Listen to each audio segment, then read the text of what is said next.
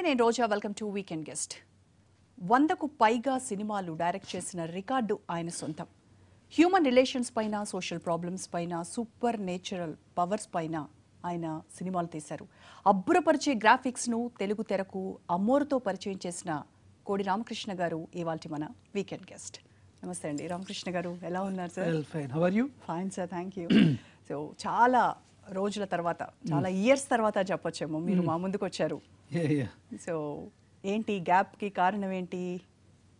అంటే expectation of the people, జనం expectation నాకు రోజు రోజుకి పెరుగుతుంది కదా. అందుకని మా మామూలు సినిమాలు తీయడానికి అర్హత లేదు. మంచి సినిమాలు తీయాలి, మంచి థాట్స్తో తీసేయాలి. కొత్త కొత్త థాట్స్ కోసం ఆలోచించుకుంటూ సినిమాలు చేస్తున్నాం. సో ఎక్స్పెక్టేషన్ మీట్ చేయడానికి కొంచెం, ఎప్పుడు నాకు 1 year ఫిల్మ్ వచ్చినా సరే 2 years గ్యాప్ వస్తుంది. ఎందుకంటే మళ్ళీ దాన్ని మీట్ చేయాలి కదా, మనం ఉన్న పేరు చెడగొట్టుకోకూడదు కదా. ఆ ప్రయత్నంలో మంచి మంచి థాట్స్ కోసం, కొంచెం జనం ఎక్స్పెక్ట్ చేయని థాట్స్ కోసం, అంటే థియేటర్లో కూర్చున్న జనానికి థ్రిల్ ఈరోజు క్రియేట్ చేయకపోతే వాళ్ళ ఇన్వాల్వ్మెంట్ ఉండదు. మనకి మామూలుగా చూస్తారు, వచ్చేస్తారు. పిల్లలు కూర్చొని వాళ్ళ తల్లిదండ్రులు కాల్ చేసిన వెంటనే వాడు మిస్ అయితే వీడు పెద్దోడే వచ్చి బిజినెస్ తీసుకుంటాడు అని వాళ్ళే కథ చెప్తారు. అవును, ఇప్పుడు ఈరోజు వాల్ పోస్ట్ చూసి కథ చెప్తున్నారు అందరూ. ఈ వాల్ పోస్ట్ ఇది ఇది ఇది అని. అందుకని అంత ఎక్స్పెక్టేషన్ ఉన్నవాళ్ళు ఇదివరకంటే ఒక మాదిరి సినిమాలు చూసేవారు జనం. ఇప్పుడు వాళ్ళు టైటానిక్ చూస్తున్నారు, అవతార్ చూస్తున్నారు, ఇంటర్నేషనల్ ఫిల్మ్ చూస్తున్నారు. So span of the people బాగా పెరిగింది. అందుకని మనం వాళ్ళు మీట్ చేయాలంటే ఎక్కువ ఆలోచించాలి, ఎక్కువ హోంవర్క్ చేయాలి. మనం చెడ్డ పేరు తెచ్చుకోకూడదు. మన రామకృష్ణ ఇలా తీశాడు అని అనిపించుకోకూడదు అనే ప్రయత్నంలో I'm taking little time.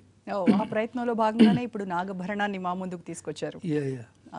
So ఎక్స్పెక్టేషన్స్ను reach అయ్యారు, మీట్ అయ్యారు అని అనిపిస్తోంది ఈ మూవీ వచ్చిన రిజల్ట్ చూస్తే. నిజంగా అందరూ మెచ్చుకున్నారు. సేమ్ ట్రైలర్కి ఎంత ఓవేషన్ వచ్చిందో సినిమాకి కూడా అంతకంటే డబుల్ ఓవేషన్ రావడంతో నాకు ఈరోజు హ్యాపీగా ఉంది. ఎందుకంటే ట్రైలర్కి ఇంత ఓవేషన్ రావడంతో నాకు చాలా టెన్షన్ వచ్చింది ముందు. ఎందుకంటే ట్రైలర్ని, ఎక్స్పెక్టేషన్ని సినిమా మీట్ అవ్వాలంటే సినిమా టెంపో కూడా ట్రైలర్ టెంపోలోనే ఉండాలి. లేకపోతే మనకి చాలా తేడా వస్తుంది. అందుకని అదే టెంపోలో కూడా సినిమాను కూడా పెట్టాం. సినిమా కూడా ట్రైలర్ కంటే ఇంకా బాగా ఓవేషన్ వచ్చింది. It is very happy thing because it's my first Kannada film. బైలింగ్యువల్గా తీశారు. కన్నడ మూవీ అనగానే మాకు అందరికీ గుర్తొచ్చే స్టార్ విష్ణువర్ధన్ గారు. విష్ణువర్ధన్ గారు కనిపించిన 15 minutes సీన్ ఏదైతే ఉందో దాన్ని అసలు విజువల్ వండర్ అని చెప్పాలేమో. అసలు ఎలా తీశారు, ఎలా సాధ్యమైంది, ఎంత హార్డ్ వర్క్ చేశారో దాని గురించి. ఏదైనా ఒకటి మాత్రం నిజమండి, డైరెక్టర్ కెరియర్లో, కోడి రామకృష్ణ కెరియర్లో నా గిఫ్ట్ కానీ, నా ఫ్యాషన్ కానీ ప్రొడ్యూసర్ ఫ్యాషన్ మీదే ఆధారపడి ఉంటుంది. ప్రొడ్యూసర్ కూడా నా అంత ఈక్వల్గా ఆ ఫ్యాషన్తో వచ్చి, నా అంత ఈక్వల్గా స్ట్రగుల్ని ఫేస్ చేసేవాడైతే నాకు మంచి సినిమా వస్తుంది. ఇప్పుడు కూడా అలాగే వచ్చింది. నాకు వచ్చిన సినిమాలన్నీ కూడా అలాగే వచ్చినాయి. ఈ నాగభరణం కూడా అలాంటి పుట్టుకే. ఎందుకంటే సాజిద్ గారు గాడా గారికి, జయంతిలాల్ గాడా గారికి మంచి ఫ్రెండ్. అందుకని నేను బొంబాయి నుంచి ఫోన్ చేస్తుంటాడు ఈయన, మీరు రావాలండి, గాడా గారు మీట్ అవ్వాలి, రావాలి, గాడా గారికి కథ చెప్పాలి అని. సరే వస్తానండి. ఎవరో తెలియదు, బై ఫోన్ ఓన్లీ, ఎవరో తెలియదు, బొంబాయి నుంచి ఎవరో ఏంటో నాకు తెలియకుండా మెల్లిగా అవాయిడ్ చేస్తూ, మిస్ అవుతూ, మీరు ఇప్పుడు రావద్దండి, నేను ఎప్పుడైనా ఫోన్ చేస్తానని చెప్పాను. నేను ఒకసారి సత్యసాయిబాబా పాటలు రికార్డింగ్ కోసం ఇళయరాజా గారితో కలిసి బొంబాయి స్టూడియోకి వెళ్ళినప్పుడు ఆయన ఎలా పట్టాడో, నేను స్టూడియోలో ఉన్నాను, సాజిద్ గారు అక్కడికి వచ్చారు. నమస్కారం సార్. నేను లేదు సార్, మీరు గాడా గారికి ఒక చెప్పండి, ఆయన మంచి ప్రొడ్యూసర్ అంటే, అయ్యో గాడా గారు తెలుసు, కహానే తీశారండి, ఓకే ఓకే అని చెప్పి ఈవినింగ్ టైం తీసుకొని నేను వెళ్ళి గాడా గారికి కథ చెప్పాను. ఆయన కూడా కథ చాలా బాగుందండి, నైస్, ఇదే చేస్తున్నాం, పలానా స్టార్తో చేస్తున్నాం, నేను మాట్లాడతాను మీకు అని చెప్పారు. మళ్ళీ అక్కడి నుంచి నేను స్టూడియోకి వచ్చేలోగా సాజిద్ గారికి ఒక కథ చెప్పా, ఇది కూడా ఉందండి నా దగ్గర అని. అప్పుడు ఆయన స్టూడియోకి వచ్చాక రూమ్లో కూర్చుంటే నేను వచ్చారు. అప్పుడు ఇళయరాజా గారు కూడా ఉన్నారు. అప్పుడు బాగా గుర్తు వచ్చి, ఏమండి మీరు గాడా గారికి కథ చెప్పారు, ఓకే చేశారు, ఆయన చాలా పెద్ద సినిమాలు చేస్తున్నారు, ఇంకా 2 సినిమాలు ఉన్నాయి, 2 years పడుతుందేమో ఆయనకి మీ కథ స్టార్ట్ చేయడానికి, ఈ 2 yearsలో చిన్న పని చేయాలని, నాకు సినిమా తీసి పెడతారా అని అడిగారు. ఈయన సినిమా కథ చెప్పమని తీసుకొచ్చి ఈయనే సినిమా అంటే ఆయన పట్టుదల చూస్తే నాకు బాగా నమ్మకం వచ్చిందండి. వచ్చి అదేనండి కథ ఆలోచించింది కదండి, ఇప్పుడు నేను వచ్చినప్పుడు చెప్పారు కదా కథ చాలా బాగుందండి అది అంటే, సరే అండి చేద్దాం, తప్పకుండా చేస్తానని చెప్పి అయినా అంటే మళ్ళీ చెప్తున్నాను, ఇప్పుడే చెప్తున్నాను మీకు ఒక చిన్న హెల్ప్ చేయాలి మీరు, చెప్పండి అన్న. ఏం లేదు, ఇది కన్నడలో తీసి పెట్టాలండి నేను. అదేంటండి, నేను తెలుగులో నాకు మార్కెట్ గ్లామరు ఇదే ఉంది కదా, మీరు కన్నడ చాయిస్ ఏంటంటే, మీరు కన్నడలో కూడా బాగా తెలుసు అండి, మీ దేవి సినిమాలు, మీ అమ్మోరు సినిమాలు, అన్ని అరుంధతులు అన్నీ కూడా ఇక్కడ కూడా సూపర్ హిట్స్ అండి. మీరు ఆల్మోస్ట్ తెలుగు డైరెక్టర్తో కన్నడ డైరెక్టర్తో లెక్కండి మీరు. నాకు కూడా ఇక్కడ ఏంటంటే చాలా ఫ్రెండ్షిప్స్ ఉన్నాయి, చాలా సర్కిల్స్ ఉన్నాయి నాకు. ఫస్ట్ పిక్చర్ డైరెక్ట్ ప్రొడ్యూస్ చేసేవాడికి అది హెల్ప్ అవుతుంది, అందుకు చేసి పెట్టండి అంటే ఓకే అని చెప్తే 1 month తర్వాత మళ్ళీ ఆయన నన్ను బెంగళూరు పిలిపించి, బెంగళూరులో సిట్టింగ్లో రమ్య అనే అమ్మాయిని హీరోయిన్గా పెడదామండి అంటే, నేను రమ్య సినిమాలన్నీ చూశాను నైట్. సో ఓకే బాగుంటుంది ఈ అమ్మాయి క్యారెక్టర్ అని ఆ అమ్మాయిని సెలెక్ట్ చేసాం. సెలెక్ట్ చేసిన తర్వాత 2 daysకి ట్రీట్మెంట్ రాసాం. నేను సాజిత్ గారు కూడా కూర్చున్నాను చెప్పడం, ఇలా వస్తా సార్ ఇలా వస్తాను. నేను ఎప్పుడు ప్రొడ్యూసర్ యాక్సెప్టెన్స్ లేకపోతే ఏ సినిమా చేయలేదు. చేసిన వెంటనే ఆయన అన్నారు, చాలా బాగుంది సార్, ఇంక చిన్న ఫేవర్ చేస్తారా అన్నారు. చెప్పండి సార్, ఇంకేం చేయాలి, ఈ భాషలోనే కదా, హిందీలో ఇది కాదు కదా అన్నా. లేదు ఇది గ్రాఫిక్స్లో చేద్దాం బాగా.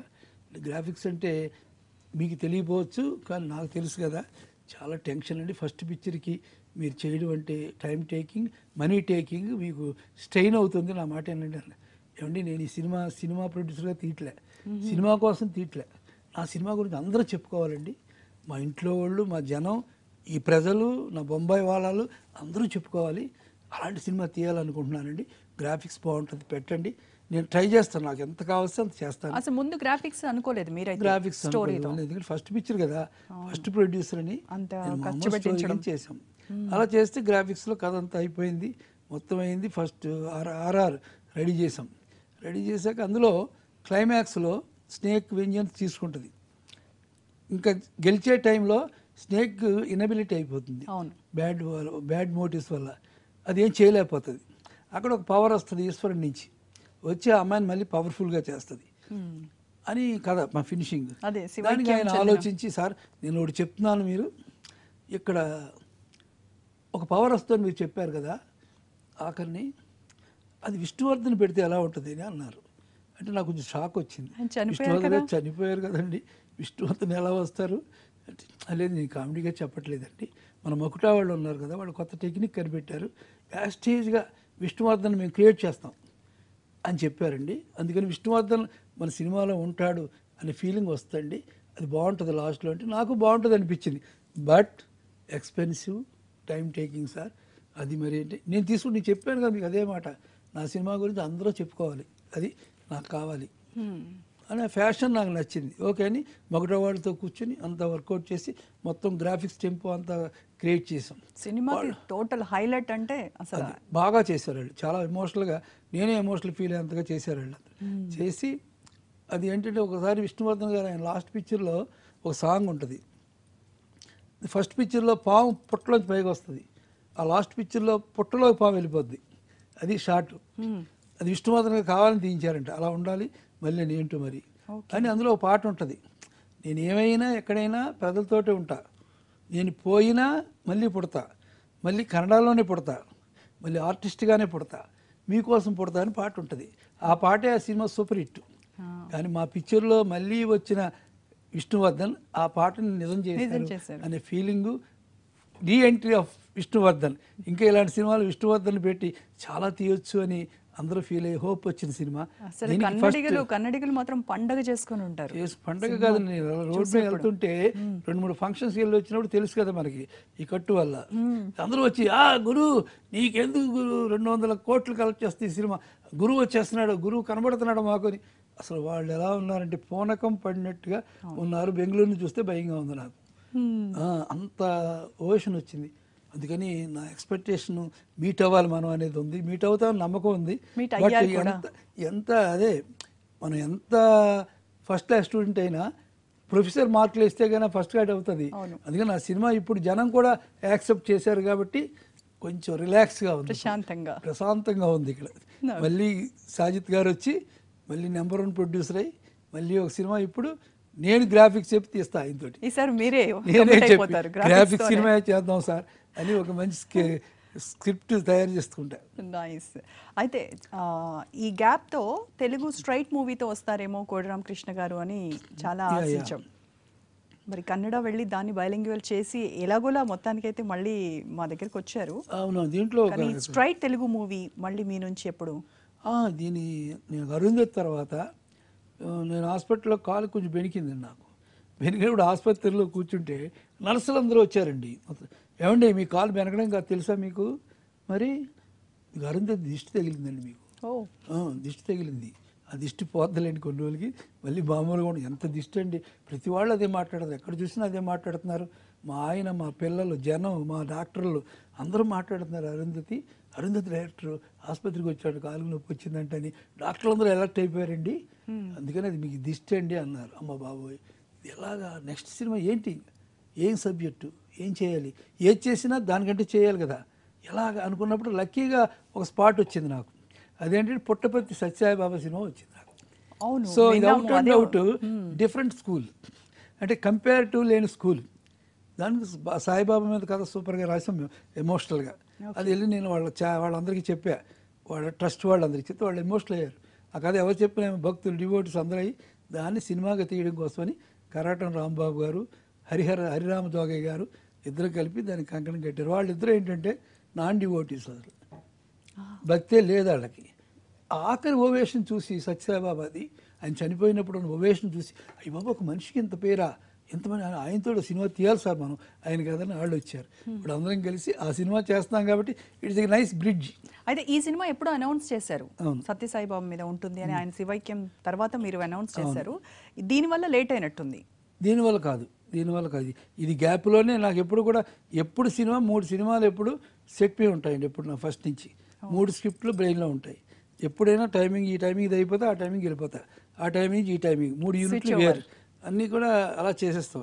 ఇది ఎందుకు లేట్ అయిందంటే ఇందులో మలయాళం హీరో దీనికి సత్యసాయిబాబా క్యారెక్టర్ వేస్తున్నారు, దానికి ఆయన ఫిట్ అవుతాడు. ఆయనకి సూపర్గా ఉండే ఆర్టిస్ట్ అక్కడ బిజీ, వెరీ బిజీ. సత్యసాయిబాబా నేను ఫోన్ చేశాను ఆయనకి, శ్రీజిత్ ఆయనకి ఫోన్ చేసి నేను వస్తున్నా, ఇంకో పెద్ద ఆర్టిస్ట్ని సెలెక్ట్ చేసాం, ఆయన డేట్లు కుదరలే. నేను ఫోన్లో ఉండగా ఫోన్ చేశా ఆయనకి, సార్ నేను ఎయిర్పోర్ట్ నుంచి మాట్లాడుతున్నాను, మిమ్మల్ని కలలేకపోతున్నాను, నా పేరు కోటి రామకృష్ణ సార్, మీరు తెలుసు సార్ నాకు అన్నారు. మీరు తెలుగు మాట్లాడారు ముందు, నాకు అది హ్యాపీగా ఉంది. ఇలాగ నేను సత్యసాయిబాబా సినిమా తీస్తున్నానండి, అందులో మీరు వేషం వేయాలండి అన్న. నేనేం వేషం వేయాలండి అన్న. సత్యసాయిబాబా వేషం మీరు వేయాలండి. నేనా? ఒక 2 నిమిషాలు ఆగుతారా, మళ్ళీ ఫోన్ చేస్తానన్నాడు.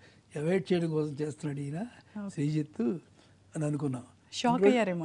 షాక్ అయ్యా. 2 మినిట్స్లో ఫోన్ చేశాడు ఆయన.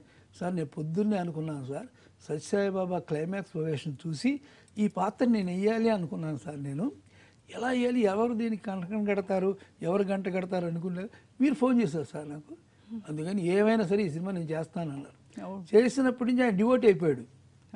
డివోట్ అయిపోయి పుట్టపర్తి వెళ్ళిపోయి అక్కడేమో మెడిటేషన్ చేసి ఇచ్చేసి ఇప్పుడు ఆయన ఈ సినిమా ఒప్పుకున్న వెంటనే ఆయనకి 10 సినిమాలు వచ్చినాయి ఎక్కువ.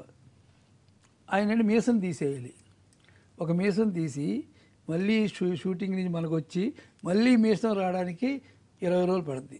ఆ బిజీలో, ఆ స్ట్రగుల్లో ఆయన మళ్ళీ మీసం తీసేయడం స్ట్రగుల్లో కొంచెం లేట్ అయ్యి దీని గ్రాఫిక్స్ సెక్షన్ కూడా ఉంది. దీనికి ఆల్రెడీ గ్రాఫిక్స్ వర్క్ జరుగుతుందండి. దీనికి ఆ గ్రాఫిక్స్ టైమింగ్ అంతా జరుగుతుంది, అందుకని ఇది మొదలుపెట్టాం. ఇంకోటి ఏంటంటే నాకు లక్కీ ఏంటంటే బాబా గారు సమాధి అయిన వెంటనే చేస్తే అది ఐడెంటిటీ డ్రామా అప్పుడే జరిగింది.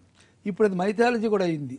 అంటే అమెరికాలో నాకు కనబడుతున్నాడు బాబా, రష్యాలో కనబడుతున్నాడు అని ఇమాజినరీ లెవెల్కి వెళ్ళినప్పుడు నా కథ అనేది ఇంకా బాగా అర్థమవుద్ది జనానికి అనేది వర్క్ చేసి డివోషన్ అందరు డివోటీల దగ్గరికి వెళ్ళాం మేము.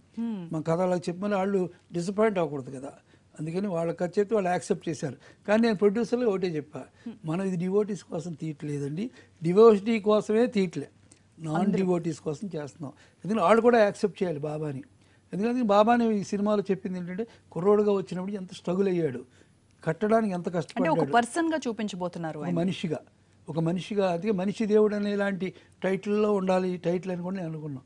ఆసుపత్రి కట్టడానికి ఎంత కష్టపడ్డాను, హెల్త్ ఎంత పోయింది, అలాగే వాటర్ వర్క్స్ ఎంత కష్టపడ్డాడు, ఎలా స్ట్రగుల్ అయ్యాడు, ఆయన హెల్త్ పోవడానికి కారణం మానవ సేవ అనేది. కానీ ఆయన దేవుడు అయితే మంత్రం చేసి చేయొచ్చు కదా, కానీ ఆయనది ఒకటే పాలసీ ఉంది, అది బాగా నచ్చింది నాకు.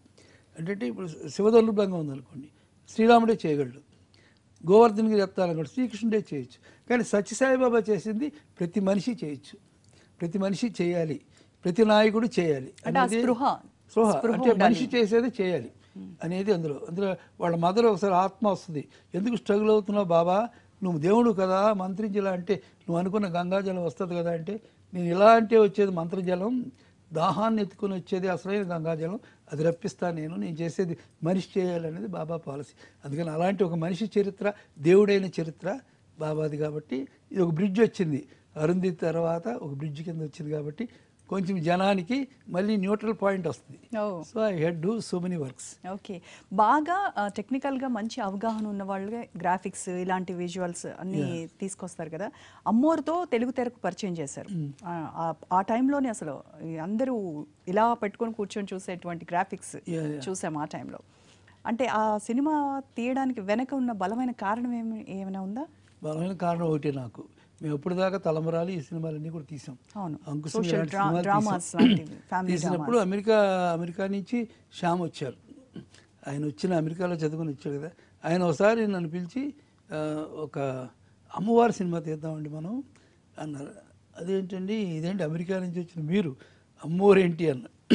లేదండి అటువంటి సినిమా ఉంటే బాగుంటుందేమో అని నాకు ఒక గ్రాఫిక్ టీమ్ కలిశారు, క్రిష్ అని, బాగా చేస్తా అన్నాడు. ఆయన కొన్ని స్పెసిమెన్స్ చూపించారు. అందుకని ఈ గ్రాఫిక్స్ వర్క్ తోటి అమ్మవారి సినిమా తీస్తే బాగుంటుందండి అని చెప్పి ఆయన ప్రపోజల్ నుంచి నేను అమ్మవారి కథ రాసి. ఇంకోటి ఏంటంటే గ్రాఫిక్స్ ఇవి కూడా ఇంగ్లీష్ మీడియా, ఇంగ్లీష్ వాళ్ళు తయారు చేసిన ఒక టెక్నిక్, దానికి మన నేటివిటీ జోడిస్తేనే అది మన కథ అవుతుంది. అందుకని అమ్మవారి కథని వర్కౌట్ చేసాం. అమ్మవారి కథ అనేది చాలా sensitive work.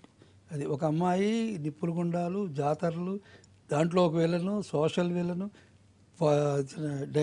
Dynamic villains, super natural powers ఇన్ని కూడా తిరుగుతుండగా దేవతని తన దగ్గర రావద్దని ఆవిడని నిష్ట పెట్టడమే ఆ కథలో హైలైట్.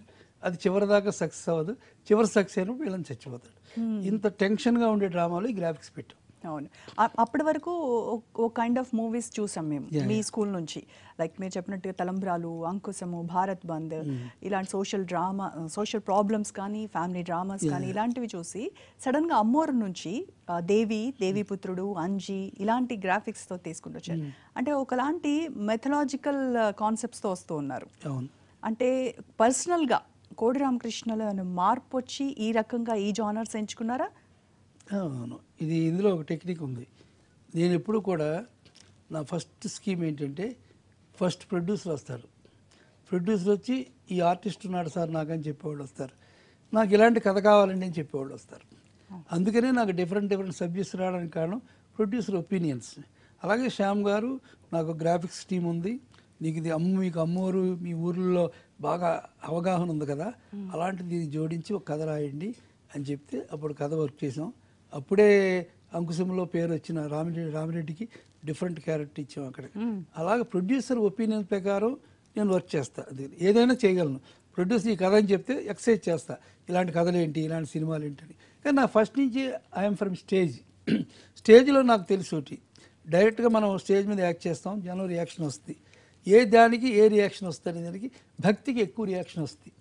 ఎందుకంటే అన్ని క్యారెక్టర్లు ప్యాంట్లు షర్ట్లు ఉండే సీన్లు చూసినప్పుడు మామూలుగా ఉంటారు, కానీ అదే డివోషనల్ సీన్లు చూసినప్పుడు వాళ్ళందరూ ఇలా కూర్చొని కొంచెం వస్తుంది. అది మనకి ఉండే నేటివిటీ, అందుకని అలాంటిది ఉండాలి. బట్ దాంట్లో దేవుడు పక్కనే భక్తురాలు కష్టాలు పెడితే మనం సక్సెస్ కాం. దేవుడు పక్కన ఉంటే భక్తురాలు కష్టాలు ఎవడో లెక్క చేయడు, దేవుడు ఉన్నాడు కదా పక్కనే అని మూడో మనిషి కింద చూస్తాడు. ఎప్పుడైతే దేవుడిని తన దగ్గర లేకుండా చేసి దేవుడే నా దగ్గర రావద్దు, దేవుడు ఇంక రాడని తన ముందే పిల్లోడు పడిపోయి తన ముందే అందరూ పాపి తన నాశనం అయిపోతూ ఒకటి తన్నే అనుభవించడానికి చూస్తున్నా అమ్మవారు కథలు రావట్లేదంటే జనమే కూర్చుంటారు, నువ్వు పెట్టవే బొట్టు పెట్టవే బాబు అని జనమే వచ్చేస్తారు పిచ్చోళ్ళ లెవెల్లో. నా డివోషనల్ ఫిల్మ్లో ఆ డ్రామా ఎప్పుడూ ఉంటుంది. దేవిలో కూడా ఆ అమ్మాయి పాము వచ్చి పామును కాపాడడం వల్ల ఆ అమ్మాయి ఆ కుటుంబాన్ని కాపాడుతుంది. కానీ లాస్ట్లో ఆ కుటుంబం నాశనం అయిపోతుంటే అమ్మాయి ఏం చేయలేదు. కానీ ఒక దేవతలు వచ్చి నువ్వు పలానా హిమాలయ పర్వతాలకు వెళ్ళి తపస్సు చేసి ఆ దేవుని కదిలిస్తే శాప విముక్తి అవుతుందని చెప్తే ఆమె వెళ్ళబోద్ది, కానీ కుదరదు నీకు అని చెప్తారు. ఏంటంటే నువ్వు ఆ కుటుంబంలో మెంబర్ అవ్వాలి, దానికి బంధం ఉండాలంటే ఏం బంధం ఉండాలి అంటే అప్పుడు ఆ హీరోయిన్ అప్పుడు పెళ్లికి ఒప్పుకొని పెళ్లి చేసుకుని వెళ్తుంది. ఎందుకంటే మళ్ళీ నేను వెళ్ళిపోవాలి కదా, వీడు డిసప్పాయింట్ అవుతాడే అనే ఫీలింగ్. ఆయన వెళ్ళి చేస్తే అంతా నేవేరాగా అమ్మాయి వెళ్ళిపోద్ది. అందరూ పాపం హీరోని సింపతి చేసి వాడి దగ్గర కూర్చుంటే మళ్ళీ నాగరాజు వచ్చి మీ నేటివిటీకి మీ అభిమానానికి నా బిడ్డని ఇస్తున్నానని చెప్పి ఆ అమ్మాయిని పంపిస్తాడు. సో దేవుడి సినిమాలో దేవి సినిమాలో చాలా ట్విస్టులు ఉండాలి. మనకే తెలియని ముళ్ళు వేయాలండి. అంటే మనమే చెప్పలేని ముడి ఇవాళ వేసుకోవాలి, రేపు దాన్ని ఎలా ఇప్పాలని ఆలోచించాలి.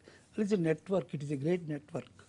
బేసిక్గా మీరు కూడా ఒక భక్తుడు కాబట్టి ఆ రకమైనటువంటి ఆలోచనలో కూడా ఉంటారేమో. అంటే సినిమా వరకు నేను భక్తుడిని కాదండి, ప్రొడ్యూసర్ భక్తుడిని.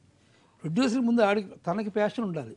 ఇప్పుడు నేను దేవి సినిమా చెప్పినా లేకపోతే భారత్ బంద్ చెప్పినా ఏం చెప్పినా ప్రొడ్యూసర్కి కూడా అది తెలియాలి, బాగుండాలి, అప్పుడే ఇన్వాల్వ్ అవుతారు. అది లేకపోతే మనం చేస్తుంటాం, వాళ్ళు వచ్చేసి ఏంటంటే కిరీటాలు అవి పెడుతున్నారు, ఏంటంటే ఇలాగా సోలం పట్టుకున్నారు, ఏంటో మనకు తెలియట్లేదు అన్నారు అనుకోండి, నాకే టెన్షన్గా ఉంటుంది. ఎందుకంటే ప్రొడ్యూసర్ బాగుందండి, ఆ సీన్ అలాగే ఉండాలండి, అది డైరెక్ట్ గారు ఇలా పెట్టండి అలా పెట్టండి అంటే నాకు అసలు ఇన్స్పిరేషన్ వస్తుంది. సో ప్రొడ్యూసర్ నా పక్క నుండి ఇలాగా అలాగా మనం కథ చెప్పాం కదా, అదే తన ముందు జరుగుతున్న ఈ ఫీల్డ్లో ఉంటే ధైర్యం డైరెక్టర్కి. మీరు ఈ మధ్యలో ఒక మాట అన్నారు, నా మధ్య ప్రొడ్యూసర్ లేని సెట్ దేవుడు లేని గుడి.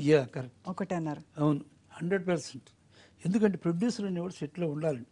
అప్పుడే డైరెక్టర్ కానీ మిగిలిన వాళ్ళు కానీ అలా రాజు సింహాసనం ఉంటే చాలదుగా, సింహాసనం మీద రాజు ఉండాలి, అప్పుడే అందరూ కూడా ఎలర్ట్ అవుతారు. అలాగే సెట్ ప్రొడ్యూసర్ ఉంటే డిసిప్లిన్ అండి, చంపేస్తాడు ప్రొడ్యూసర్ అంటే అందరూ కరెక్ట్గా ఉండి డైరెక్టర్ జాబ్ ఈజీ అవుతుంది. అది నా పని నేనే చేసుకోగలను, అది ఎండ్కి పిలిచి అది చేసేవా లేదా అని మనం చూసుకోండి కాదు. ఇంకోటి అంటే మేజర్ ఏంటంటే సెట్లో ఎలా జరుగుతుంటాయి. ఇవాళ అనుకుంటాం 7 సీన్లు తీయాలనుకుంటాం, తీయలేం, మనం 6 సీన్లే తీస్తాం. ఎందుకు తీసాం? అది ఎవరు కెమెరామ్యాన్ ప్రాబ్లమా, లైట్ ప్రాబ్లమా, ఇక్కడ ఏమి రాలేదు, ఎందుకు డైరెక్టర్కి డిసప్పాయింట్మెంట్ వచ్చింది అనేది ప్రొడ్యూసర్ నా పక్క నుండి దాన్ని విట్నెస్ చేసాడు అనుకోండి, నాకు టెన్షన్ ఉండదు. అతనే ప్రొడ్యూసరే ఇంట్లో ఉండి ఏంటి ఓ సీన్ అవ్వలేదంటే ఏంటి అన్నాడు అనుకోండి, నాకు దిగులుగా ఉంటుంది. అరే ఇంత కష్టపడ్డాం మనం, ప్రొడ్యూసర్ అనే సైడే అనే ఫీలింగ్ ఉంటుంది. అందుకని ప్రొడ్యూసర్ ఎప్పుడు సెట్లో ఉండి ఏం జరుగుతుంది, ఎందుకు జరుగుతుంది, ఎవరు తప్పు, అది ఎవరు తప్పు, తన తప్ప, యూనిట్ తప్ప, డైరెక్టర్ తప్ప. డైరెక్టర్ తప్ప అయితే నన్ను పిలిచి సార్ మీరు ఇలాగా ఎక్కువ జనాన్ని పెట్టారు కదా సార్, దానివల్ల రాలేదు వాళ్ళు అని నా తప్పు నన్ను దిద్దించుకోవచ్చు.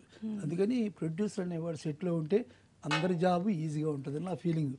కానీ కొన్ని సందర్భాల్లో ప్రొడ్యూసర్ మీకు రావాల్సిన క్రెడిట్ని గ్రాప్ చేసిన సందర్భాలు కూడా ఉన్నాయి. ఫర్ ఎగ్జాంపుల్ అరుంధతి ఉంది. అరుంధతి ఒక సంచలనం, తెలుగు సంచలనం మూవీ అని చెప్పుకోవచ్చు. ఆ సినిమా వల్ల అనుష్కని స్టార్ అయిపోయింది. అండ్ ప్రొడ్యూసర్ శ్యామ్ గారు, ఆయనకి చాలా గొప్ప పేరు తీసుకొచ్చింది. కానీ మీకు మాత్రం రావాల్సినటువంటి పేరు రాకుండా శ్యామ్ గారే అడ్డుపడ్డారు, పోస్ట్ ప్రొడక్షన్ వర్క్ మొత్తం ఆయనే చేసుకున్నారు అనేది ఒక అది న్యాచురల్గా ఒపీనియన్ ఉంది బయట అనుకునేవాడు మాట్లాడి. ఎందుకంటే ఇందులో మీరు అర్థం చేసుకోవాల్సింది ఏంటంటే ఫస్ట్ శ్యామ్కి పేరు వచ్చినా, అనుష్కకి పేరు వచ్చినా, నాకు పేరు వచ్చినా, సినిమాకి పేరు వచ్చినా నాకు పేరు వచ్చినట్టే కదా. నేను అలాంటి చిన్న చిన్న స్వభావాలకి ఎక్కువ ప్రాధాన్యత ఇవ్వను. అందులో ఇంకోటి మాత్రం నిజమండి, మన ఇండస్ట్రీలో ఉండే రిలేషన్సే తక్కువ. మ్యూజిక్ కాంబినేషన్ కానీ, రైటర్స్ కాంబినేషన్ కానీ, ప్రొడ్యూసర్ డైరెక్టర్ కాంబినేషన్ కానీ మనకి చాలా చాలా తక్కువ. ఇలాంటి క్వశ్చన్స్ అన్నీ కూడా ఆ రిలేషన్స్ని బ్రేక్ చేస్తాయి. అవి మళ్ళీ అతుక్కోవాలంటే చాలా కష్టం. అందుకని ఇలాంటి క్వశ్చన్స్ ఇండస్ట్రీలో ప్రతి చోట, సక్సెస్ఫుల్ ప్రతి చోట రకరకాల అంశాలు ఉంటాయి. అంటే చాలా మంది మెదడులో ఉన్న క్వశ్చన్ అది మెదడులో ఉండొచ్చు, కానీ నిజమేంటో చెప్పాల్సింది శ్యామ్ గారికి తెలుసు, నాకు తెలుసు. శ్యామ్కి ఏం తెలుసు, ఏం తీయాలో నాకు తెలుసు, నేనేం తీస్తానో శ్యామ్కి తెలుసు. సో మా రిలేషన్ అనేది చాలా గ్రేట్. ఆ రిలేషన్ ఇలాంటి చిన్న చిన్న సంకృతమైన క్వశ్చన్లు రిలేషన్లో క్వశ్చన్ చేస్తాయి. అందుకని మాది ఎంత కాంబినేషన్ అండి, మాది ఎప్పుడో తలంబరాల నుంచి కాంబినేషన్. అందుకని ఎప్పుడు శ్యామ్ అనేవాడు నాకు ఎగనెస్ట్గా ఆలోచించడు, శ్యామ్ అనేవాడిని నేను ఎగనెస్ట్గా ఎప్పుడు చూడను. శ్యామ్ మేము ఎప్పుడు వెరీ గుడ్ కాంబినేషన్. అందుకని ఈ మీడియా కానీ ఇంకెవరు కానీ ఇలాంటి క్వశ్చన్స్ చేశారంటే మా రిలేషన్షిప్ మీద క్వశ్చన్ చేసినట్టు. కానీ వాళ్ళందరికీ మాది ఒకటే సమాధానం, కోటి రామకృష్ణకి ఏం తీస్తాడో శ్యామ్కి తెలుసు, శ్యామ్కి ఏం కావాలో కోటి రామకృష్ణ తెలుసు.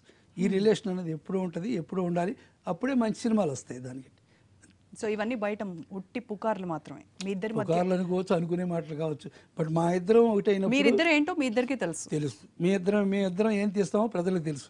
సో కాంబినేషన్ ఇస్ గ్రేట్, దాన్ని మనం దూరం చేయకూడదు. ఇండస్ట్రీలో అలాంటి కాంబినేషన్లు, ఇలాంటి మాటల వల్ల చాలా కాంబినేషన్స్ చెడిపోయినాయి. నాకు తెలిసి చాలా చాలా మంచి కాంబినేషన్స్ ఇప్పటికీ సపరేట్గా ఉండాళ్ళు, వీళ్ళు చేయలేక వాళ్ళు చేయలేక తిరుగుతున్నారు. అలాంటి మీడియా కానీ చేయకూడదు ఎంకరేజ్మెంట్.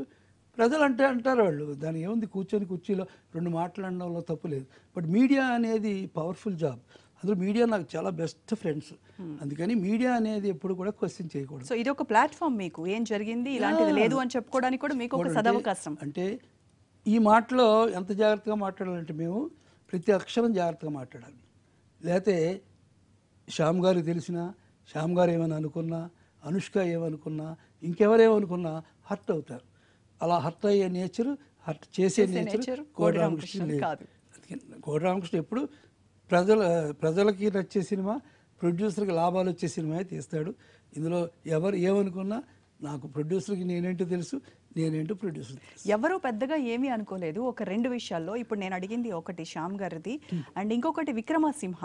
బాలకృష్ణ గారు మీరు ఇద్దరు సూపర్ హిట్ కాంబినేషన్. ఈ విక్రమసింహ షూటింగ్ మధ్యలోనే ఆగిపోయింది.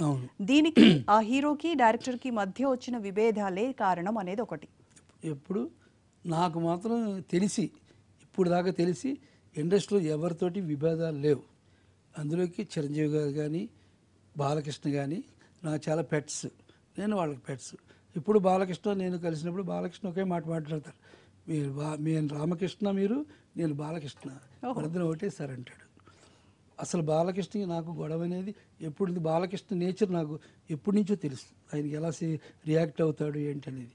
ఆ సినిమా అనేది ఒక మిస్టరీ ఏంటి అంటే, మలేషియా ఫ్లైట్ పడిపోయింది చూడండి, అది ఏమైంది, ఎందుకు పడిపోయింది, దాని కారణం ఏంటి, ఎందుకు సముద్రంలోకి వెళ్ళిపోయింది అనేది ఎవరికీ తెలియదు. అలాంటిది ఈ సినిమా కూడా అలాగే ఎందుకో మిస్టరీ పవర్ ఏదో ఆపినట్టు వచ్చింది. బాలకృష్ణ ఈ కథ అంటే చాలా ఇష్టం, దీనికోసం చాలా కష్టపడి చేశాడు. 22 సార్లు క్రెయిన్ ఎక్కి పడ్డాడు బాలకృష్ణ, ఎమోషనల్గా చేశాడు. అలాగే రెడ్డి గారికి ఈ సినిమా అంటే చాలా ఇష్టం. అందరూ కష్టపడి పనిచేశారు, ఆర్టిస్టులు అందరూ కూడా. ఇది రెడ్డి గారు సిక్ అయ్యారు, అని హెల్త్ అప్సెట్ అయింది. హెల్త్ అప్సెట్ అవ్వడం వల్ల ఆగింది. ఆగినప్పుడు దాని మీద అలాగే డెల్యూట్ అయిపోయి, భానుమతి గారు వేయాల్సిన క్యారెక్టర్ ఆవిడ నాకు గ్రహాలు బాగోలేదు నేను ఏనని చెప్పింది ఆవిడ. అందుకే కేఆర్ విజయ్ గారిని అడగడం జరిగింది. ఇలాంటి డిస్ప్యూట్లో రెడ్డి గారు డిసప్పాయింట్ అయ్యారు. అందుకని ఆ సినిమా అలా ఆగింది. బాలకృష్ణ మేము కలిసినప్పుడు ఈ సినిమా గురించే మాట్లాడుతుంటాం. అందుకని ఆ ఫ్లైట్ సముద్రంలో ఎక్కడో తెలియపోవచ్చు, కానీ మా సినిమా మాత్రం మళ్ళీ ఫినిష్ చేస్తున్నాం. భార్గవ, గోపాల్ రెడ్డి గారు వాళ్ళ అబ్బాయి భార్గవ్ వర్క్ చేస్తున్నాడు. బాలకృష్ణ గారు కూడా మనం చేయాలి సార్ ఎమోషనల్గా అన్నారు. మరీ మీకు చెప్పేది ఏంటంటే, బాలకృష్ణ నేను బ్రదర్స్, ఎప్పటి నుంచో బ్రదర్స్. మా మధ్య ఒక్క మాట కూడా ఎప్పుడు ఉండదు. ఇలాంటి మాటలు కూడా ఎవరిని అనుకుంటే అది కట్ చేసుకోమని చెప్పండి ఇప్పుడు. బట్ ఇండస్ట్రీలో రిలేషన్స్ మాత్రం సేవ్ చేయాలి, అందరూ సేవ్ చేయాలి. సో ఇద్దరు బాల రామకృష్ణులు అంతే, ఇద్దరం చాలా. బాలకృష్ణ ఆయన సీఎం కొడుకుగా ఉండి నుంచి నాకు పరిచయం. ఏ రోజు ఆయన సీఎం కొడుకుగా ఎప్పుడు బిహేవ్ చేయలేదు. నైట్ ఎవరైనా ఫ్రెండ్స్ పిలిచి వెళ్తుండేవాడు ఆయన. నేను అడిగాడు, బాలకృష్ణ ఏంటి మీ సీఎం కొడుకు, మీరు వెళ్ళిపోతున్నారు ఎక్కడ పడితే అక్కడికి, ఏం జరుగుద్ది ఏంటంటే, పర్లేదు సార్ మన జనంలో ఉండాలి మనం అనేవారు. అలాగే రామారావు గారు కూడా, మా వాడు బాగా చేశాడు, మంగమ్మ గారు మనడు మంచి పని చేశారు. అందులో ఏంటంటే అందులోనే మంగమ్మ గారి మనలోనే బాలకృష్ణకి రాముడు కృష్ణుడు గెటప్లు వేసాం. వేస్తే వేయాలా లేదని రెడ్డి గారికి టెన్షన్. బాలకృష్ణ రామారావు వేశారు కదా, రామకృష్ణ వేసేద్దామా అంటే, వద్దని బాలకృష్ణ వేస్తే బాగుంటుంది అని. బాలకృష్ణ అంటే బాగా మేము వేస్తాం అని ధైర్యం, మనోడికి ఎప్పుడు ధైర్యం కదా అనేసి మన్నాడు వచ్చేటికి వద్దు రామారావు గారు వేద్దాం అన్నాడు. ఎవరు, గోపాల్ రెడ్డి గారు. సార్ టెన్షన్ అయిపోద్ది అంటే, బాలకృష్ణ అప్పుడే బ్యూటీ పార్లర్కి వెళ్ళి వచ్చాడు. వెళ్ళి వచ్చి మొత్తం ఇవన్నీ హెయిర్ గెయిర్ మొత్తం కట్ చేసుకొచ్చి చూపించాడు. మొత్తం కట్ చేసాను చూడండి, కొంప ములిగిపోతుంది సార్ ఇప్పుడు కానీ మనం వద్దంటే, మనోడు రెడీగా అయిపోయాడు బాలయ్య అని. పొద్దున్నే మేకప్ టెస్ట్ 5 o'clockకి ముహూర్తం పెట్టాడు బాలయ్య. పెడితే మేము కూర్చోబెట్టాడు బాగా, మేమంతా వచ్చాం. వస్తే ఒక వ్యక్తి చిన్న పెట్టి పట్టుకు వస్తున్నాడండి, మేకప్ బాక్స్ పట్టుకొచ్చి అతను కూర్చున్నాడు. చూస్తే పీతాంబరం గారు, రామారావు గారికి మేకప్ వేసే పీతాంబరం గారు. ఆయన ఏమండి మీరు వచ్చారేంటి అన్నాడు బాలయ్య. రాత్రి నాన్నగారు ఫోన్ చేశారు, మీరు ఇప్పుడు గెటప్లు వేస్తున్నారట, మైతాజీ గెటప్, నన్ను దగ్గరుండి వేయించమన్నారు. ఆయనకి ఎప్పుడు తెలిసింది ఇది అంటే, ఆయనకి ఆల్రెడీ తెలిసిపోయింది రామారావుకి. ఆయన చెప్పారా, అయ్యో అదేంటిలో రామారావు గారు వచ్చారు. సరే కూర్చో బాలయ్య, ఏమిది దండం పెట్టుకుని ఆయనే మేకప్ టింటు అది చూసి కృష్ణుడికి ఎలా ఉండాలి అని ఇలాగ వేసి మొత్తం చేసి ఆయనే బొట్టు పెట్టాడు. ఇది నా లైఫ్లో ఒక పెద్ద థ్రిల్. రామారావు గారు కూర్చొని బాలకృష్ణకి రాముడు కృష్ణుడు గెటప్ వేయడం అంటే నాకు లైఫ్లో మిగిలిపోయిన ఒక ఎక్స్పీరియన్స్. అలాంటి రిలేషన్ మాది. అందుకని చిన్న సంక్షిప్త భావాలు అవి నేను అసలు పట్టించుకోను, పక్క కూడా రానివ్వను. దానికి ఎన్నైనా సమాధానం చెప్తాం, సమాధానం చెప్పుకోవాల్సిన అవసరం మాకు లేదు. బట్ మీ అందరి మీడియాకి నేను చెప్పేది ఏంటంటే సేవ్ ఇండస్ట్రీ రిలేషన్స్ వెల్. అందరికీ చిన్నోళ్ళకి ఉంటాయి, పెద్దోళ్ళకి ఉంటాయి, చిన్న మాటలు ఉంటాయి, పెద్ద మాటలు ఉంటాయి. దాని అన్నిటికీ కూడా సమాధానం రిలేషన్. మనంతా ఇప్పుడు ఒకటే. ఓకే, టాప్ స్టార్స్ అందరినీ డైరెక్ట్ చేశారు మీరు. టాప్ హీరోస్ ఎవరైతే ఉన్నారో ఆల్మోస్ట్ అందరితో, అండ్ వాళ్ళతో చేసిన అన్ని మూవీస్ కూడా హిట్ అయిపోయినాయి. మరి ఇప్పుడు ఎందుకు టాప్ హీరోస్ని డైరెక్ట్ చేయట్లేదు కోడి రామకృష్ణ గారు? నాకు ఎప్పుడు ఫస్ట్ నుంచి ఒకటే అంబిషన్ అండి. నా ప్రొడ్యూసర్ వస్తాడు ఫస్ట్, పలానా హీరోతో కథ తీస్తున్నానండి నేను, ఆయన కథ రాయండి అంటారు, అప్పుడే కథ రాస్తా. అందుకే నా ప్రొడ్యూసర్ తీసుకొస్తే ఎవరితోటైనా తీస్తా, కానీ ఈ ఆర్టిస్ట్ కావాలి, ఈ ఆర్టిస్ట్ వద్దు అని ఎప్పుడు పెట్టుకోను. ప్రొడ్యూసర్ మీ కథకు సంబంధించి మీరు ఎప్పుడు ఒక హీరోని ఎంచుకోను. ఎప్పుడైనా ప్రొడ్యూసర్ ఏ హీరోని అయితే తీసుకొస్తాడో ఆ హీరో కథ రాస్తా. లేదు డెమ్టీగా వస్తే కథ రాస్తా. కొత్త వాళ్ళతో పెట్టి తీయాలంటే అప్పుడు నేను నాకు నచ్చిన కథ రాసుకుంటా. అందుకని ఎక్కువ ఏ హీరో వచ్చినా, ఏ హీరోని ప్రొడ్యూసర్ తెచ్చినా ఆ హీరో కథ రాయగలవు, అతనితో అప్డేట్ చేయగలవు. అందరు హీరోలు నా ఫ్రెండ్స్. నేను ఎవరితోటి కూడా ఈరోజు వరకు సెకండ్ ఇచ్చే రిలేషనే కానీ ఎప్పుడు ముఖం తిప్పుకునే రిలేషన్ ఎప్పుడు మెయింటైన్ చేయను. అది డిఫీట్గా ఫీల్ అవుతాను నేను.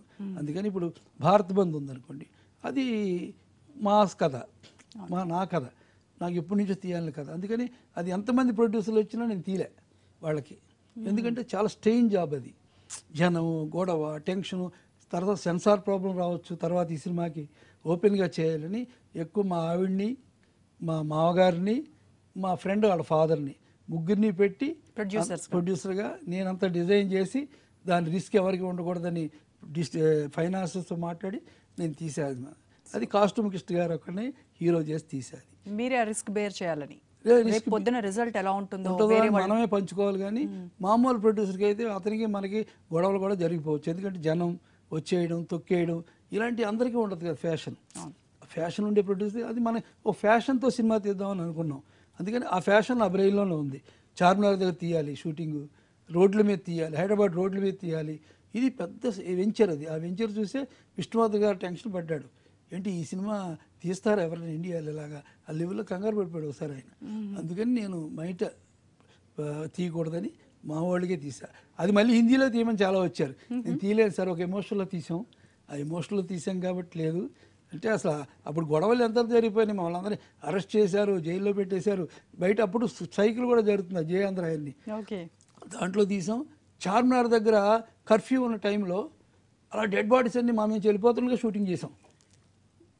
చేస్తే పోలీస్ డిపార్ట్మెంట్ అంతా మీటింగ్ పెట్టుకొని సత్యనారాయణ రెడ్డి గారు ఎవరు ఉండేవారు అక్కడ, ఏఎస్పీ, ఏమయ్యా బాబు కుర్రోళ్ళు కూర్చోండి, మీరు అయ్యప్ప డ్రెస్లో ఉన్నారు, ఇక్కడ మడ్రలు కూనీలు అయ్యప్ప డ్రెస్లో జరుగుతున్నాయి, మరి మీ డేంజర్ కదా, మీకు మా మాటేనండి, మీరు షూటింగ్ ఆపేయండి ప్రస్తుతానికి, 1 month తర్వాత రండి, మీకు చార్మినార్ దగ్గర అంతా క్లియర్ చేసి మేము ఇస్తాం అని చెప్పారు. అలాగే ఆపేసి చార్మినార్ దగ్గర క్లియర్ చేసి ఇచ్చారు వాళ్ళు. మా షూటింగ్ అంతా ఫినిష్ చేసాం. సో అది గ్రేట్ అచీవ్మెంట్. ఇప్పటికీ కూడా ఏ పాలిటిక్ ఇన్సిడెంట్ జరిగినా అది భారత బంద్లో వచ్చింది కదండి అంటుంటారు. అది అందుకని ఇట్స్ ప్రొడ్యూసర్ ఎవరిని చెప్తే వాళ్ళకి రాస్తా, ఏ హీరో కావస్తే ఆ హీరోకి రాస్తా. ఏ హీరో ఫోన్ చేసి మంచి కథ ఇద్దామండి మనం అంటే చెప్తా. ఇప్పటికీ నాకు హీరోలు ఫోన్ చేస్తుంటారు. ఫోన్ చేసినప్పుడల్లా భయంగా ఉంటుంది, ఎందుకంటే కథ రాయాలి కదా. ఇప్పుడు మామూలు కథ అంటే ఓకే, మామూలు పోలీస్ కథ తీయడం అంటే ఓకే, మామూలు పల్లెటూరు కథ తీయాలంటే ఓకే, కోడి రామకృష్ణ కాంబినేషన్ అంటే మీరు మంగమ్మ గారు మనవడు, పోలీస్ కథ తీయాలంటే అంకుశం, అలాగ వచ్చేస్తుంది ఎక్స్పెక్టేషన్. అందుకని నేను ఆ 100 నుంచి మొదలవ్వాలి ప్రతిదానికి. దానికి తగ్గ తీసినప్పుడు ఏ హీరో ఇచ్చినా ఐ వెల్కమ్. మన హీరోలందరూ నాకు ఫ్రెండ్స్, మన హీరోలందరూ తెలుగు ఇండస్ట్రీకి గిఫ్ట్. అలాగే చిరంజీవి గారు, బాలకృష్ణ అందరూ కూడా. సో అందరితో మీకున్న హెల్దీ రిలేషన్. Very good. అయితే 100 సినిమాలు దాటి మీరు డైరెక్ట్ చేశారు. దాదాపు 130 సినిమాలకు సంఖ్య దాటినట్టుంది. ఇన్ని సినిమాల్ని డైరెక్ట్ చేసి కోడి రామకృష్ణ అంటే ఒక స్టార్డమ్ ఉన్నప్పుడే ఇండస్ట్రీ వాళ్ళని పట్టించుకుంటుంది అని అంటూ ఉంటారు. అది ఎప్పుడైనా మీ విషయంలో ఎప్పుడైనా మీకు స్వయంగా ఎదుర్కొన్నారా అలాంటి సిచ్యువేషన్? స్టార్డమ్ లేనప్పుడు మనల్ని ఒకలా చూడటం, స్టార్డమ్ ఉన్నప్పుడు ఒకలా ట్రీట్ చేయడం, ఇలాంటిది మీ పర్సనల్గా ఎప్పుడైనా ఎక్స్పీరియన్స్? ఎప్పుడు కూడా నేను స్టార్డమ్ ఉన్నప్పుడు ఎప్పుడు కూడా నాకు ఒకటే స్కూల్, నేనే ఉండాలి, నేనే రాసుకోవాలి, నా చుట్టూ నాకు అదే ఉండాలి, నాకు నచ్చిన ప్రొడ్యూసర్ ఉండాలని స్కీమే పెడతా.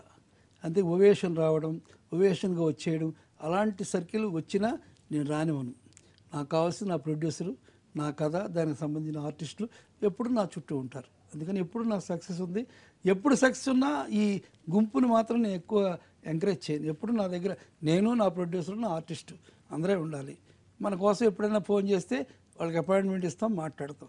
ఇలాంటిది అందుకని ఆ ఓవేషన్ నాకు అప్పటి నుంచి ఇప్పుడు దాకా ఎప్పుడు ఉంటుంది. ఓవర్ ఓవేషన్ నేను ఎప్పుడు పెట్టుకోను.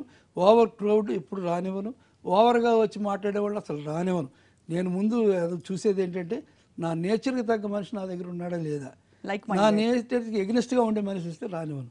అందుకని నేను ఎప్పుడు నా చుట్టూ ఉండే సర్కిల్ని మాత్రం అలా కాంపాక్ట్గా మెయింటైన్ చేస్తాను. ఎప్పుడు కూడా ఆ సర్కిల్ ఎప్పుడు నిండుగా ఉంటుంది, ఇంకా నిండుగా ఉంటుంది, ఎప్పుడు నిండుగా ఉంటుంది. దానికి ఏంటంటే నేను కష్టపడి పనిచేయడం నా ప్రొడ్యూసర్స్ గిఫ్ట్. ఓకే, నాకు అంటే ఒక చిన్న క్యూరియాసిటీ కొద్దిగా అడుగుతున్నాను మీ ఆహార్యం గురించి తెలుసుకోవాలని. అంటే కోడిరామకృష్ణ అనగానే ఒక తలకి ఇలా కట్టుకున్నటువంటి ఒక ఇది గుర్తొస్తూ ఉంటుంది, చేతికి ఇవన్నీ కనబడుతూ ఉంటాయి. ఏంటి దీనికి అంటే బాగా భక్తురా మీరు? ఏ దేవుని నమ్ముతారు? నేను ఫస్ట్ నుంచి కూడా నేను మా మదర్ నాకు భక్తి అంటే ఏంటో తెలియనప్పటి నుంచి మా మదర్ నా గురువు. అంటే నా పొద్దున్నే నన్ను ఎర్లీగా లేపడం, 6 సంవత్సరాలు అప్పుడు పెద్ద కాలంకి వెళ్ళడం, స్నానం చేయడం, మా పెద్ద గుడికి వెళ్ళడం, పూజ చేయడం మా మదర్ దగ్గర నుంచి నాకు అలవాటైంది. మా మదర్ ఎప్పుడు కూడా దేవుడే మనల్ని కాపాడాలరా, ఎందుకంటే నీ కడుపు చల్లగా చూడాలి, ఎందుకంటే నా కడుపులో నేను పుట్టాలి కదా మళ్ళీ, అలాంటి సెంటిమెంట్లో పెరిగాను నేను. అలాగే మా ఫాదర్కి డివోర్స్ లేకపోయినా మా మదర్ చెప్పినట్టుగా ఆయన స్నానం చేయడం, పూజ చేయడం, ఈయన వచ్చి రెడీగా ఉండడం, వినాయక చవితికి పప్పరమణాసకాయలు వచ్చి మాకు టోపీలు పెట్టడం, ఇలాంటి ఒక మంచి సర్కిల్ మా ఫాదర్ మా మదరు. అక్కడి నుంచి నాకు కొంచెం డివోషన్ అబ్బింది. అందుకని నేను ఇవన్నీ కూడా నా ఫ్రెండ్స్ చాలా అస్ట్రాలజర్స్ అందరూ. అందుకని నేను డైరెక్టర్ అయ్యాక వాళ్ళందరూ కూడా ఒక్కొక్క రాయి అన్నీ ఫోన్ చేసి నీ జాతకం ఎలా ఉందరా, ఇలా నడుస్తుందా నీకు, నడు ఇలాగా అంటారు. వాళ్ళప్పుడు ఉంగరాలు పంపిస్తుంటారు, పెడుతుంటా. మీలాంటి సర్కిల్లో మీలాంటి కాన్ఫరెన్స్లో ఎప్పుడైనా ఉంగరం పెట్టుకోలేదు, నువ్వు అది పెట్టుకోలేదు ఏంట్రా, ఎటు పెట్టుకో అని నా ఫ్రెండ్లను అలర్ట్ చేస్తారు. అలాగా వచ్చిన భక్తి 100% నమ్ముతాను. ఎందుకు నమ్మాలంటే మీరు నమ్మాలి, ప్రతివాడు ఎందుకు నమ్మాలంటే నాన్ డివోటీ కూడా నమ్మాలి. ఎందుకు నమ్మాలంటే ఇప్పుడు మీరు ఉన్నారు, మీ చుట్టూ పెద్ద ఆర్గనైజేషన్ ఉంటుంది, అందరూ మీ మీద డిపెండ్ అయి ఉంటారు కదా, మీ ఫ్యామిలీ అందరూ కూడా మీరు గ్లామర్ వాళ్ళు కాబట్టి మీ మీద డిపెండ్ అవుతారు. మీకు కష్టం వచ్చినప్పుడు, మీరు సాధించలేనిది వచ్చినప్పుడు, మీ చేయి దాటిపోతున్నప్పుడు మీకు నిట్టూరు పూడ్చుకోవడానికి ఏదో ఒక పాత్ర కావాలి కదా, ఆ పాత్ర మీరే క్రియేట్ చేసుకోవాలి. అది మీ నమ్మకంలోంచి క్రియేట్ చేసుకోవాలి. అదే గాడ్. ఇంకా నా చేయి దాటిపోతుంది భగవంతుడా అనుకోవడానికి ఒక పాత్ర కావాలి, అది మీ నమ్మకం నుంచి వస్తుంది. దేవుడు అనేది ఐడియల్లోనూ తీర్థయాత్రలోనూ ఉండరు, మీ నమ్మకంలో ఉంటాడు. ఆ నమ్మకంలోంచి ఒక నమ్మకాన్ని క్రియేట్ చేసుకోండి, అదే గాడ్. అది పర్సనల్ అంతే. గాడ్ ఉన్నాడా లేడా, వస్తాడా లేదా అనేది సపరేట్ ట్రాక్. కానీ మీకు ఒక గాడ్ కావాలి, అది మీరే, యు ఆర్ గాడ్. అందుకని మీ గాడ్ అంటే మీ కష్టం వచ్చినప్పుడు మీరు చెప్పుకోవడానికి ఒక ఆధారం కావాలి, ఒక రిలీఫ్ కావాలి, ఆ రిలీఫే గాడ్. ఇందులో మూఢనమ్మకం ఒకటి ఉంది నమ్మకానికి, అదే డేంజర్. అదేంటంటే ఇప్పుడు ఇలా కూర్చున్నారు మీరు, ఆ పెన్ ఉంది, దేవుడా పెన్ రావాలి, దేవుడా పెన్ రావాలి, దేవుడా పెన్ రావాలి అనడం ఉంది, అది మూఢనమ్మకం. మనం చెయ్యి ఇచ్చాడు దేవుడు, చూపించాడు చూడడానికి, మనం చేసుకోవడానికి అన్నీ ఇచ్చాడు కదా, మనం ఎఫర్ట్ చేసుకోవాలి. అంతేగాని ఆ ఎఫర్ట్ కూడా కాలంలో తగ్గిపోవాలి, వరదలు తగ్గిపోవాలి, వరదల్లో నేను తేలిపోవాలి, పక్కోటి మునిగిపోవాలి, ఇలాంటి కోరికలు, ఇలాంటి కోవడమే మూఢనమ్మకం. నమ్మకం అనేది yourself. God is with you, I am God. అందుకని ఒక రిలీఫ్ పెట్టుకుని ఒక ఎమోషన్ క్రియేట్ చేసుకోవాలి. ఇప్పుడు మీరు చేసినటువంటి ఈ ఏదైతే దేవుళ్ళు, దేవుళ్ళకి సంబంధించి, దయ్యాలకు సంబంధించిన మూవీస్ ఎప్పుడైనా విమర్శలు ఏమైనా వచ్చాయా హేతువాదుల నుంచి? హేతువాదుల నుంచి నా దగ్గర ఎప్పుడు రావు, ఎందుకంటే నేను నాన్ డివోటీస్ని కూడా దృష్టిలో పెట్టుకుని చేస్తాను. ఎందుకంటే ఒక మనిషి కష్టాన్ని, దేవుడి కష్టాన్ని, దేవుడి మహిమని మనుషులు విమర్శించవచ్చు, మనిషి కష్టాన్ని ఎవరు విమర్శించలేరు కదా.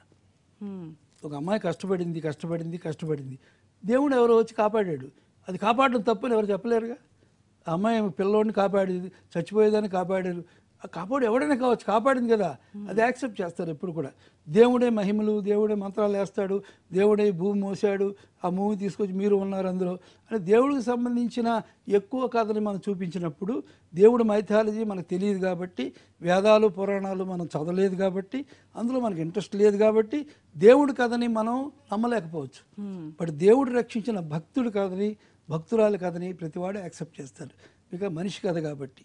అందుకని మనిషితో ఉన్న దేవుడు ఎప్పుడు సక్సెస్, అందుకని నేను సత్యసాయిబాబాలో పెట్టింది ఏంటంటే ఒక మనిషి ఎలాగ ఎఫర్ట్ చేశాడు, ఆ మనిషిని ప్రజలు ఎలా దేవుణ్ణి చేశారు అనేది కథ కాన్సెప్ట్.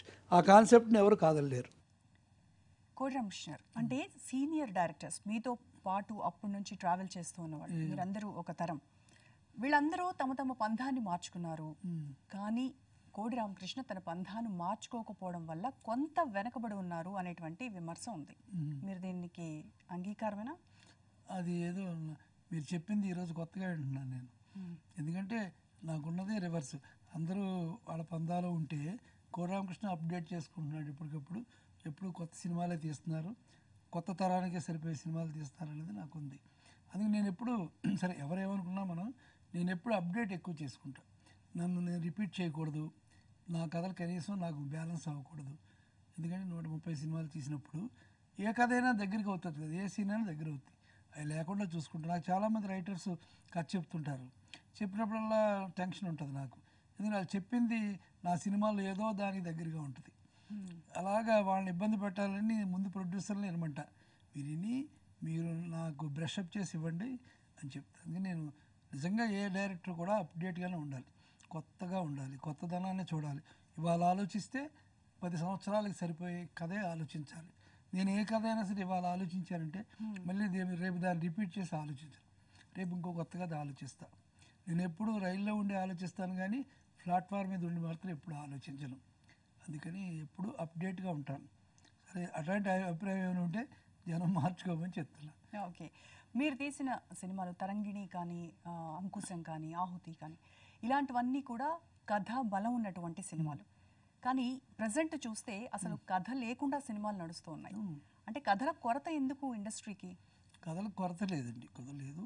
ఒక్కొక్కసారి ఒక టెక్నిక్ వస్తుంటుంది. ఇప్పుడు నా హయాంలో డబుల్ మీనింగ్ డైలాగులు ఒకసారి సంచలనం క్రియేట్ చేసి అవును, అవి అందరూ ఫాలో అవడం, మంగమ్మ గారి మనవడు, ముద్దుల కృష్ణయ్య, వీటిలో డబుల్ మీనింగ్ డైలాగ్స్ వచ్చినాయి. అప్పుడు సంచలనం క్రియేట్ చేసింది. అంటే నా డబుల్ మీనింగ్ డైలాగ్లో నాకు ఎప్పుడు కూడా ఏ డైలాగ్ చూసినా పేరెంటాలో ఆడవాడు జోకులు వేసుకునేలాగా ఉంటాయి తప్పితే అసహించుకునేలాగా ఏ ఉండవు. తర్వాత అందరూ కూడా ఆ స్కూల్ మొదలుపెట్టారు, అందుకని నేను మానేశాను. అందుకని మనకి ఒక్కొక్క స్కూలు ఒకటి ఉంటే అప్డేట్ చేసుకోవాలండి మనం. అందుకని అప్డేట్లోనే వెళ్తుంటాం మనం. ఏ స్కూల్ వస్తే ఆ స్కూల్. ఇప్పుడు మీరేమి అడిగారు? కథల కొరత ఉందా ఇండస్ట్రీకి? కథల కొరత మాత్రం లేదండి.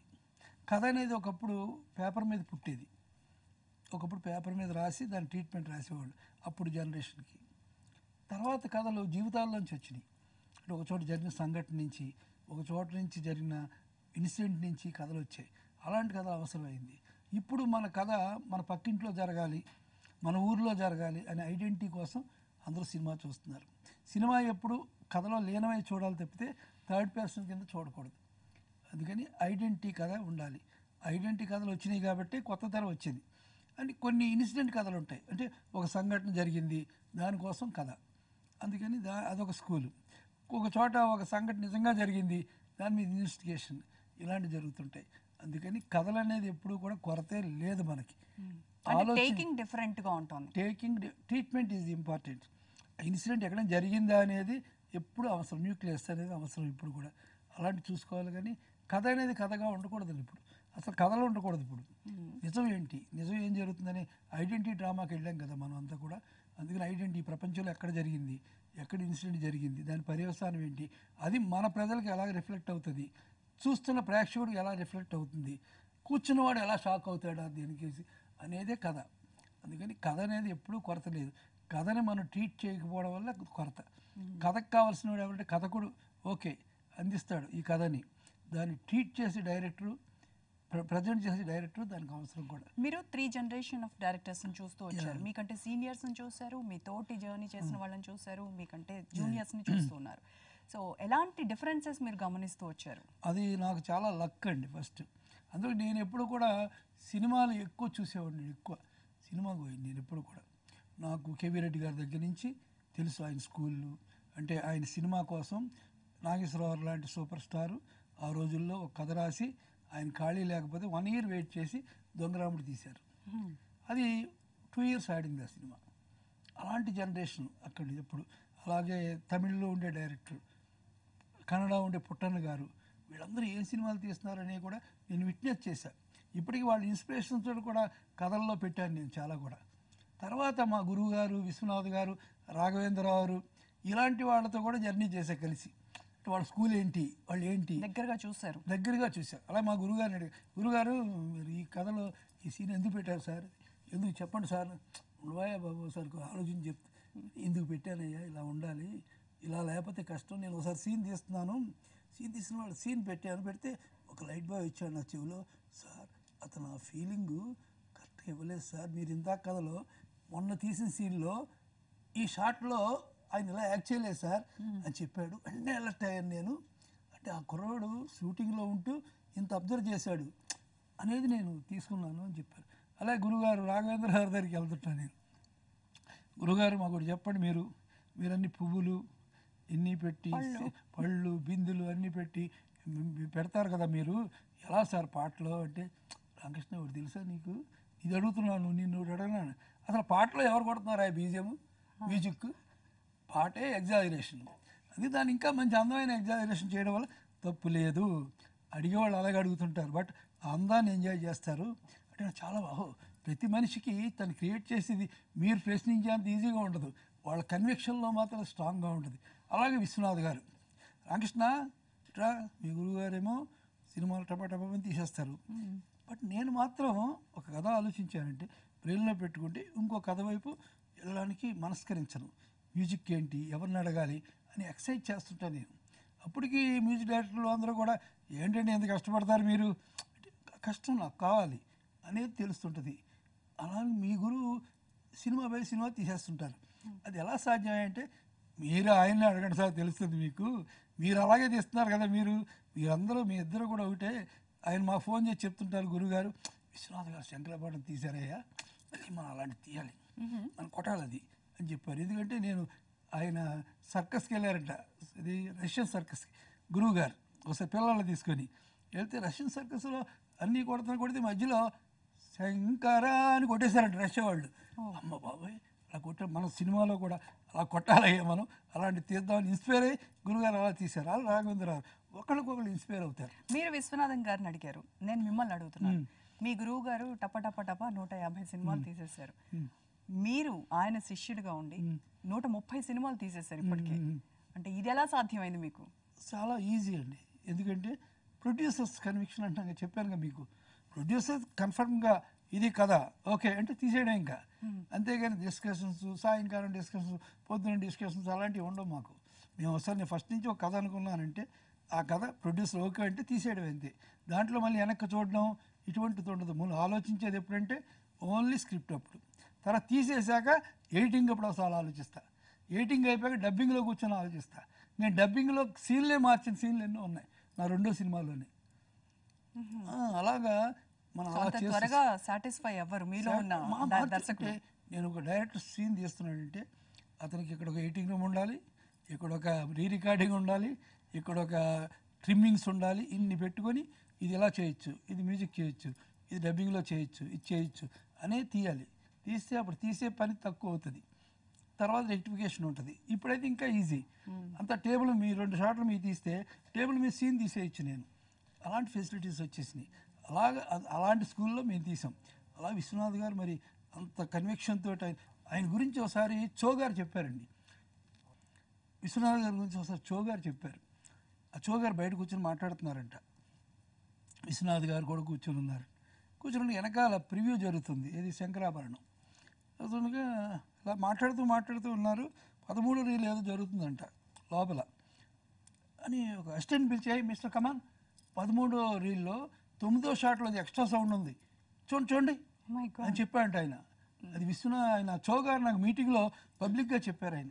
సో వీళ్ళందరూ కూడా ఉత్తినే గొప్పవాళ్ళు మాత్రం కాలేదు, వాళ్ళ వెనకాల ఎంతో కృషి ఉంది, ఎంతో విమర్శలు ఉంటాయి, విమర్శలు అనేది ఎప్పుడూ ఉంటాయి. బట్ విశ్వనాథ్ గారు కానీ, గురువు గారు కానీ, రాఘవేంద్రరావు గారు కానీ, ఇంకా ఉండే విఎస్ఆర్ స్వామి గారు కానీ కెమెరామ్యాన్, అలాగే దాస్ గారు క్రైమ్కి ఆయనే కదా ఆరాధ్యుడు. అలాంటి వాళ్ళ మాన్యుమెంట్స్ ఉన్నాయంటే వాళ్ళు ఎక్కువ కష్టపడ్డారు. నేను వాళ్ళందరినీ చదువుతూ చూస్తూ అంతమంది జనరేషన్ అర్థం చేసుకొని కొత్త జనరేషన్కి ఎలా కొత్తగా చూపించాలి అనేది నా యాంబిషన్ ఎప్పుడు కూడా. అందుకని నేను తీసే సినిమాలే మళ్ళీ వెరైటీగా తీస్తుంటా. గురుగారికి చెప్పా, సార్ మన తాతామండం నేను తీశాను సార్ మళ్ళీ అని. ఎప్పుడు తీసావా నువ్వు అన్నారు. ఇంటి దొంగ అదే కదా చూడండి సార్ మీరు ఒకసారి అన్న. తెలియకుండా కాపీ కొట్టాను దానికి. దాన్ని ఇన్స్పిరేట్ చేశాను సార్ చూడండి సార్ అన్న. అంటే చూసారు ఆయన. చూసి నాకు ఇమీడియట్గా ఒక చోట కనబడ్డాడు, రామకృష్ణ బాగా తీసావు, బలి తీసావు, వెరైటీగా నువ్వు కూడా యాక్ట్ చేసావు కదా అందులో, బాగుందని మెచ్చుకున్నారు. అలాగా ఎక్స్పెరిమెంట్, పెద్దోళ్ళతోటి ఎక్స్పెరిమెంట్ చేయడం మనం ఎప్పుడూ ఎంజాయ్ చేస్తాం. నిజంగా రాఘవేంద్రరావు కానీ, విశ్వనాథ్ గారు కానీ, గురువు గారు కానీ, దాస్ గారు కానీ మన తెలుగు ఇండస్ట్రీకి పిల్లర్స్ వాళ్ళందరూ కూడా. అందుకని వాళ్ళని తలుచుకుంటే కథలు వస్తాయి. వాళ్ళకంటే ఇప్పుడు కొత్తగా ఎలా చేయొచ్చు, ఆ ఏజ్లో ఎలా తీశారు, ఈ ఏజ్లో ఎలా తీశారు, రేపు ఇదే కథ ఇంకోలా ఎలా ఉంటుంది అనే స్టడీ చేసుకుంటే డైరెక్టర్ ఎప్పుడు అప్డేట్గా ఉంటాడు. ఓకే, రామకృష్ణ మీరు ఒక మాట అన్నారు, అంటే నాకు ఒక కథ పుడితే నా మెదడులో నేను అది వెంటనే ప్రొడ్యూసర్కి చెప్తాను, ఆ తర్వాత హీరోయిన్ సెలక్షన్ అంతా వాళ్ళది, వాళ్ళకి అనుగుణంగా నేను కథ రాస్తాను అని చెప్పారు. కానీ ఇప్పుడు ట్రెండ్ చూస్తే హీరో అంతా తానే నడిపిస్తూ ఉన్నాడు. హీరో అంటే హీరోయిన్ సెలక్షన్లో కానివ్వండి, ఇలాంటివన్నిట్లో కూడా ఇది అంటే ఒక ఎలాంటి అట్మాస్ఫియర్, ఇది హెల్దీగా ఉండేటువంటి వాతావరణమేనా ఈ రకమైన ఇన్వాల్వ్మెంట్? ఏదైనా హెల్దీ అండి, ప్రొడ్యూసర్ ఒప్పుకున్నంతసేపు. ఏదైనా ప్రొడ్యూసర్ యాక్సెప్టెన్స్ తోటి జరిగితే అదే కరెక్ట్. మరి అతని యాక్సెప్ట్ నుంచి ఇవన్నీ జరిగినాయి అనుకోండి, అది మంచిదే కదా దానికి. అందుకని ఒక హీరో ఫాలోయింగ్ ఉంటుంది, హీరో ఫాలోయింగ్ వల్ల బిజినెస్ అవుతుంది. అందుకే ప్రొడ్యూసర్ ప్లాన్ చేస్తారు, పలానా హీరోతోటి పలానా డైరెక్టర్ తోటి కాంబినేషన్ తీస్తే నాకు కమర్షియల్గా నేను సక్సెస్ అని ప్లాన్ చేస్తాడు. అదే జరుగుతుంది. అలా జరిగినప్పుడు వాళ్ళు చెప్పింది వినాలి కదా. మనం మళ్ళీ 2 అడుగులు 2 పడవల మీద కాలు వేయలేం కదా. హీరోని పెట్టి మనం సెలెక్ట్ చేయాలనుకున్నాం, సినిమా తీయాలనుకున్నాం, హీరోయిన్ పెట్టి తీయాలనుకున్నాం, వాళ్ళిద్దరికీ తగ్గ కథ రాస్తాం, చెప్తాం, వింటారు, సజెషన్లు చెప్తారు. వాళ్ళని కన్విన్స్ చేయాలి, లేకపోతే మనం కన్విన్స్ అవ్వాలి. అది ఎప్పుడు సక్సెస్ఫుల్ ప్లెజెంట్ నేచర్. కానీ ఒకటి మాత్రం ఎప్పుడు ఇండస్ట్రీలో నేను నమ్మేది ఒకటి, ఎప్పుడు డైరెక్టరు ప్రొడ్యూసర్ ఒకటైతే గొప్ప సినిమా వస్తుంది. అలాగే హీరో డైరెక్టర్ ఒకటైనా, హీరో ప్రొడ్యూసర్ ఒకటైనా అది 2 పడవల మీద కాళ్ళ తయారైపోద్ది. డైరెక్టరు, హీరో, ప్రొడ్యూసర్, ఈ ముగ్గురు ఒకటైతే ఇంకా బాగా వస్తుంది. అందుకని ఎప్పుడు ఇండస్ట్రీలో డైరెక్టరు ప్రొడ్యూసర్ కూర్చొని వాళ్ళ కథ ఆలోచించుకొని వాళ్ళు ప్లాన్ చేసుకొని ఇలా చేద్దాం అనుకొని అందరినీ కన్విన్స్ చేయాలి. సో అందరికీ రెస్పెక్ట్ ఇచ్చినట్టుగానే ఉండాలి మనం. ఏదో వాళ్ళు చెప్తారు, హీరో వాళ్ళందరూ కూడా కొంచెం చెప్తారు సజెషన్స్, ఓకే బాగుంటే తీసుకుందాం అని కూడా కూర్చోవాలి మనం. అది బాగుంటే తీసుకుందామని, బాగోకపోతే కన్విన్స్ చేయాలి. నాకు ఒక సినిమాలో కెప్టెన్ అండ్ క్యాపిటలిస్ట్ ఇద్దరు, ఒక సినిమాలో హీరో చచ్చిపోతాడు. ఒక హీరో పెద్ద అవుట్డోర్లో షూటింగ్ అది అయితే చచ్చిపోయాడు. హీరో నన్ను రామకృష్ణ గారు చిన్నది, మీ గ్రాఫిక్స్ అంటే ఇంపార్టెంట్ కదా మీకు, అందుకని ఇలాగా ఆ విలన్ నన్ను చంపినప్పుడు ఆ బుల్లెట్ జర్నీ వచ్చి నా గుండె చీల్చి పగిలెట్ తీస్తే బాగుంటుంది కదా అన్నాడు. ఓకే బాగుంటుంది, రేపు కదా ఆ షూటింగ్, అలాగే నేను ఆలోచిస్తాను అని చెప్పాను. మర్నాడు చెప్పా, అదే ఆలోచించాను రాత్రి, ఇలాగా డైనమిక్గా గ్రాఫిక్స్ తోటి హీరోని చంపితే ఎవరైనా చప్పట్లు కొడతారా? కొట్టరు కదా. అందుకని నెగిటివ్ యాంగిల్ ఎప్పుడు గ్రాఫిక్స్కి ఎగనిస్ట్, అది బాగోదు. అదే నువ్వు విలన్ని చంపితే కొడితే బాగుంటుంది అని చెప్పా. కరెక్ట్ సార్ అలా మనం కన్విన్స్ చేయాలి, అది కన్విన్స్ అవ్వాలి. మన చుట్టూ ఉండే వాళ్ళని కన్విన్స్ చేయలేకపోతే జనాన్ని కన్విన్స్ చేయలేము. అందుకని మనం కన్విన్స్ అయ్యి ఒకరికొకళ్ళు ఒప్పించుకొని ఒకరికొకళ్ళు చేతులు కలుపుకొని, కొన్ని ఈగోస్ ఉంటాయి, చిన్న ఈగోస్, అన్నీ సాటిస్ఫై చేసేయాలి.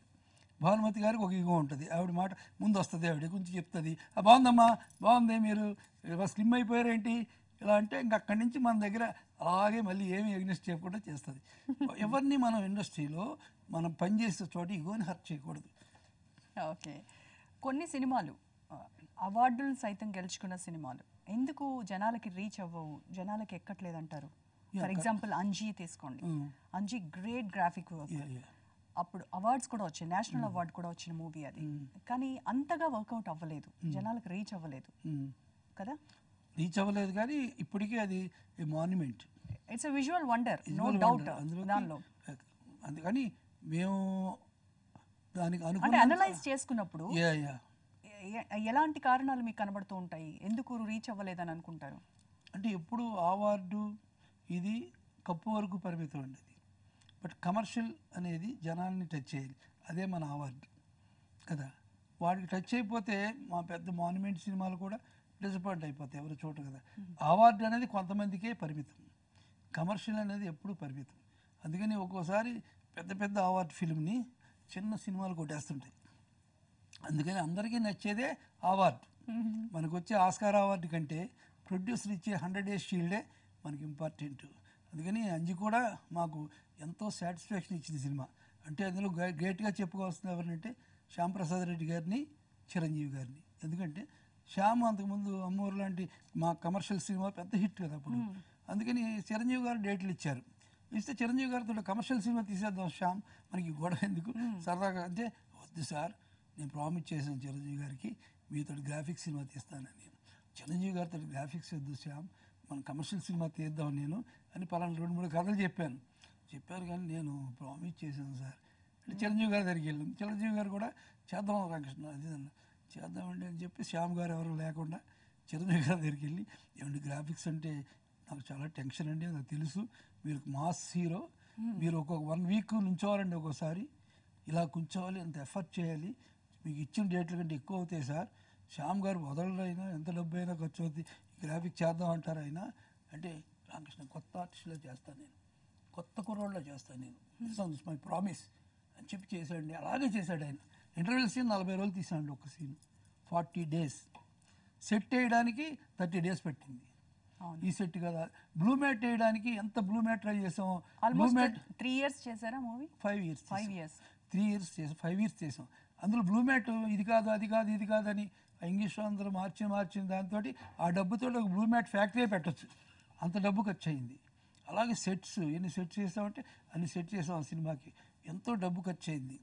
అయినా పర్వాలేదు దానికి, ఎందుకంటే పేరు వస్తుంది అని ఒక ఎమోషన్తో చేసాం.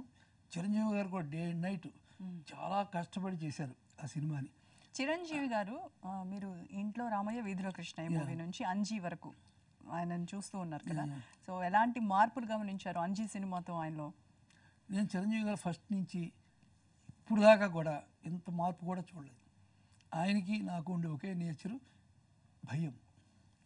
నాకు కూడా సినిమా ఏంటి, ప్రొడ్యూసర్ ఏంటి, దానికి ఎలా అవుతుంది, నేను రేపు పొద్దున్న ప్రొడ్యూసర్ ఫెయిల్ అయితే ఏమైపోతాడు, ఏం చేస్తాడు, ఏమంటాడు, ఇలాంటి భయం నాకు. అలా చిరంజీవి గారు కూడా ఎప్పుడు చెప్పేవారు, రామకృష్ణ గారు నాకు పలానా సినిమా అయ్యాక వాళ్ళు ఎంత రెమ్యునరేషన్ ఇస్తానంటున్నారని, వాళ్ళకి లాస్ వస్తే ఎలాగా, వాళ్ళకి లాస్ వస్తే ఎలాగా అని చెప్పిన ఆ సంఘటనలు చాలా ఉన్నాయి. అది మా ఇద్దరికి కామన్గా నచ్చిన పాయింట్. అది మంచి ఫ్రెండ్స్ మేము, ఎప్పటికప్పుడు ఓపెన్గా మాట్లాడుకుంటాం. ఆయన కూడా చెప్తుంటారు, ఏదైనా ఇలా చేస్తే సెట్లోకి వచ్చి సార్ ఇక్కడ క్లోజ్ షాట్ వేస్తే ఎలా ఉంటుంది సార్ అంటే, బాగుంటుంది చిరంజీవి గారు, నిజంగానే బాగుంటుంది, ఓకే అండి మీరు మళ్ళీ తీసేస్తారా ఏంటి, ఏమండి మీరు ఎవరు సార్, మీరు మెగాస్టార్, నిజంగా మోగపోతే మిమ్మల్ని చెప్పేవాడు సార్ చిరంజీవి గారు ఇదని, బాగుంది సార్ మీరు చెప్పిన షాట్ మాత్రం నాకు నచ్చింది అందుకు తీస్తున్నాను. చిరంజీవి గారు షాట్ వల్ల కాదు, నాకు డైరెక్షన్కి హెల్ప్ అయ్యే షాట్ అది, అందుకని ఆ క్రెడిట్ మీకేస్తారు. రేపు ప్రెస్లో కూడా చెప్తా ఈ క్లోజ్ షాట్ చిరంజీవి గారు వాళ్ళు తీశానని. అందుకని అంత ఫ్రెండ్షిప్ మాకు. అప్పుడు ఇప్పుడు ఇలా ఉన్నారు. ఆయన మెగాస్టార్ అవ్వడానికి చాలా రీజన్స్ ఉన్నాయండి. అది ప్రతి ఆర్టిస్ట్ ఈరోజు ఫాలో అవ్వాల్సింది, ఆయన్ని ఫాలో అవ్వాల్సింది. ఎందుకంటే నా ఫస్ట్ పిక్చర్లో ఆయన క్యారెక్టర్ నచ్చకపోయినా పూర్ణిమ క్యారెక్టర్ నచ్చి సినిమా యాక్సెప్ట్ చేశారు కదా. అలా కష్టపడి ప్రతిసారి టెన్షన్ కష్టం అన్నీ పడుతూనే వచ్చారు ఆయన. ఎక్కడ చూసినా భయం, ఏమవుతుంది కెరియర్ అనే టెన్షన్. ఆయన ఫస్ట్ ఆయన మద్రాసులో ఫిల్మ్ ఇన్స్టిట్యూట్లో చేరాలంట. అప్పుడు సెలక్షన్ ఉంటుంది కదా, చిన్న చిన్న సెలక్షన్. అప్పుడు వాళ్ళ ఫాదర్తో దెబ్బలాడి నేను మద్రాసు ఫిల్మ్ ఇన్స్టిట్యూట్లో చేరుతాను బయలుదేరి ఒక పాట ఒకటి కంపోజ్ చేసుకున్నారు ఆయన, చిన్న పాట ఒకటి, డ్యాన్స్ పాట చేసుకొని అది రికార్డ్ చేసుకొని చిన్న టేప్ రికార్డులో డివిఎస్ రాజు గారు, దాసనారాయణరావు గారు ఇలాంటి పెద్దవాళ్ళందరూ సెలక్షన్ కమిటీ. ఆ కమిటీలో చిరంజీవి గారు కూడా ఉన్న, రజనీకాంత్, చిరంజీవి గారు వీళ్ళందరూ కూడా జేరే మెంబర్స్ ట్రయల్లో. అప్పుడు చిరంజీవి గారు వంతు వచ్చింది, వస్తే తీసుకెళ్ళి ఆ టేప్ రికార్డు వాళ్ళ దగ్గర ఓపెన్ చేసి డ్యాన్స్ మొదలెట్టారు. మొదలెట్టి పల్లవి అయిపోగానే టేప్ రికార్డు ఆగిపోయింది.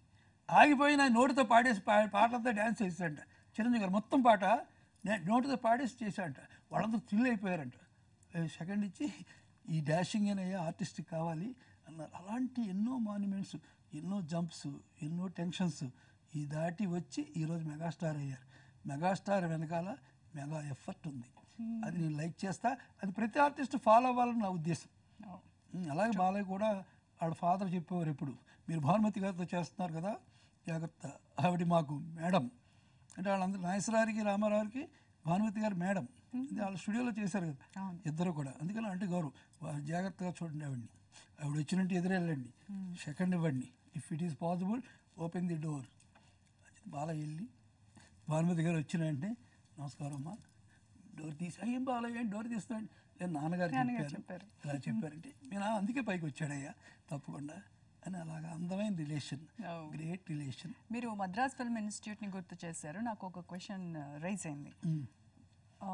హైదరాబాద్కి ఫిల్మ్ ఇండస్ట్రీ తరలి రావడాన్ని మీరు వ్యతిరేకించారట, రీజన్ ఏంటి? రీజన్ ఏంటంటే అప్పుడు దాకా మద్రాస్ అనేది నా వరకు ఒక డైరెక్టర్గా ఇస్ కామన్. మీరు అన్నారు ఇన్ని సినిమాలు ఎలా తీశారు, ఇన్ని సినిమాలు.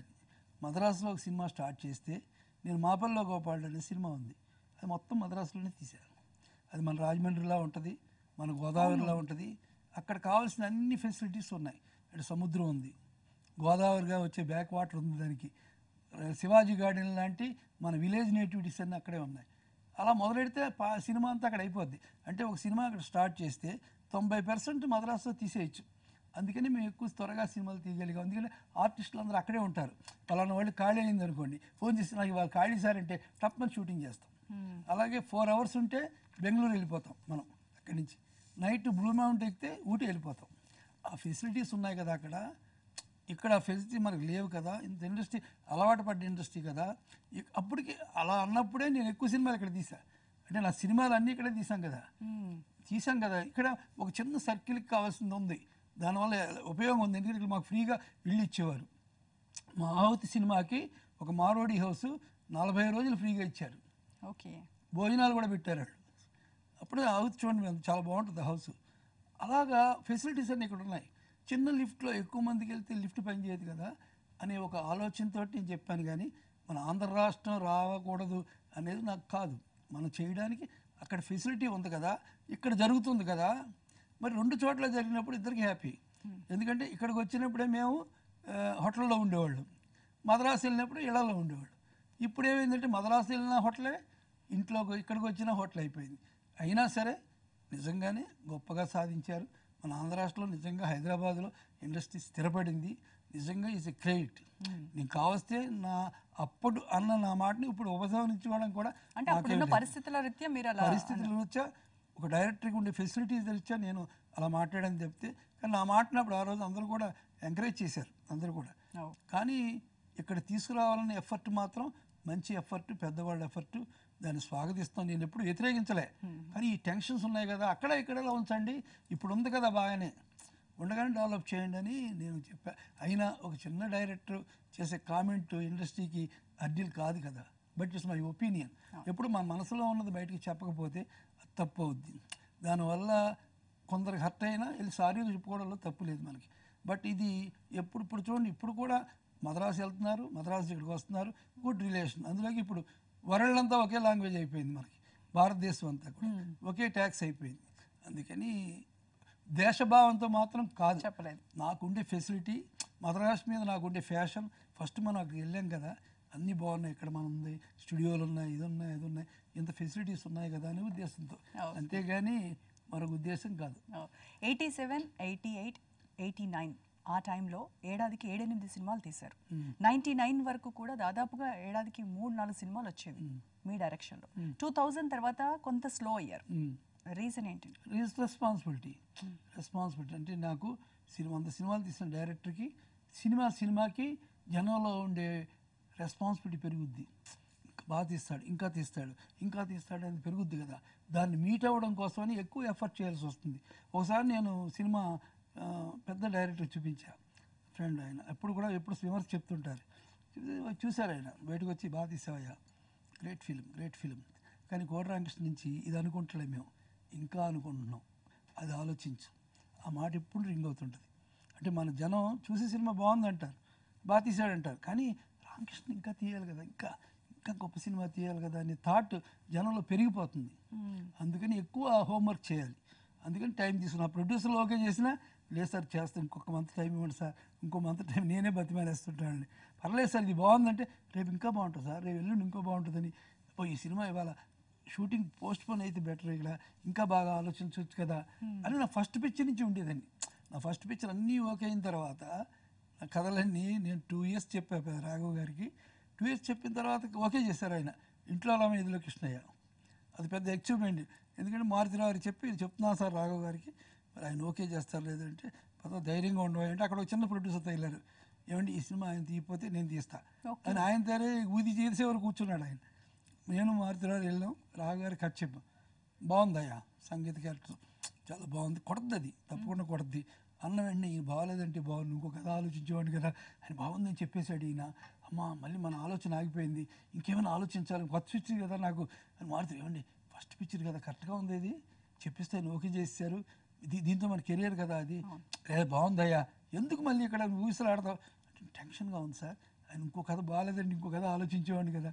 ఆ భయం ఇప్పటికీ ఉందండి నాకు.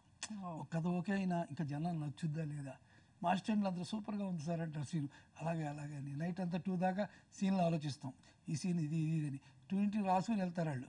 పొద్దున్న 6 కారులో బయలుదేరుతాం కదా, ఆ కారులో సీన్ చెప్తాను నేను వాళ్ళకి, నిన్న రాత్రి ఆలోచించాం కదా బాగానే ఉంది సార్ అది, మళ్ళీ ఏంటంటే ఇలా అనుకున్నానయ్యా చెప్తే ఓ బాగుంది సార్ ఇది అంటే అక్కడ ఉండే ఫెసిలిటీని బట్టి నేను ఆలోచిస్తాను. మళ్ళీ ఎక్కడికో వెళ్ళి మా సీన్లు మారిపోవడం, లొకేషన్లు అంత స్పాన్లో ఉండదు ఆలోచన, అక్కడ ఉండే దాంతో ఏం చేయగలం అనేది చేంజ్. అలా భారత్ బంద్లో ఒక డెడ్ బాడీని పోస్ట్ మార్టం చేయడానికి తీసుకెళ్తారు హీరోని, చచ్చిపోయాడు, నిజంగా బతికే ఉన్నాడు అతను.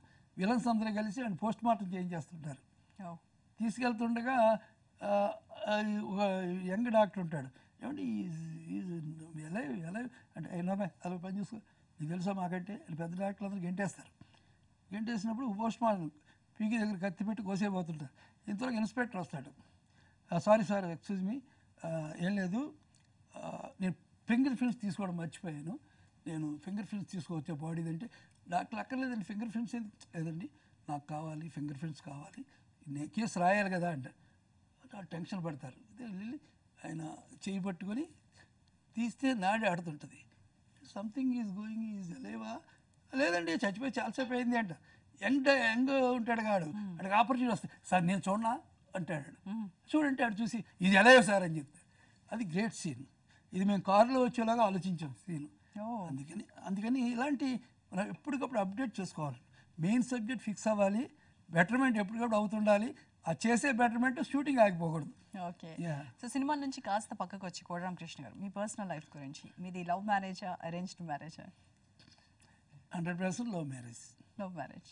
నా మ్యారేజ్ గురించి ఫస్ట్ నుంచి నేను ఆలోచించలేదు, ఎందుకంటే మా ఫాదర్ మదర్ ఉన్నప్పుడు కూడా మ్యారేజ్ ప్రమోషన్స్ వచ్చినాయి పాలకొల్లో, నేను డైరెక్టర్ అవ్వాలి ముందు, అది దానికి అన్ని అడ్డు వచ్చేస్తాయి నాకు అనేది ఫీలింగ్. అలాగే నా ఫస్ట్ పిక్చర్ పడిన ఈ టెన్షన్స్ ఈ డిలేస్ అన్నీ కూడా మ్యారేజ్ అవ్వకపోవడం వల్లే జరిగింది. నేను చిన్న టికెట్ బుక్ 30 రోజులకి తినడం, అందులో మా గురువుగారు దగ్గర పని చేశాక మాకు ఫుడ్కి లోటు ఉండేది కాదు, 12 రూములు ఉండే పామ్ గ్రోలో, అన్నిటికీ నేనే ఇన్ఛార్జ్.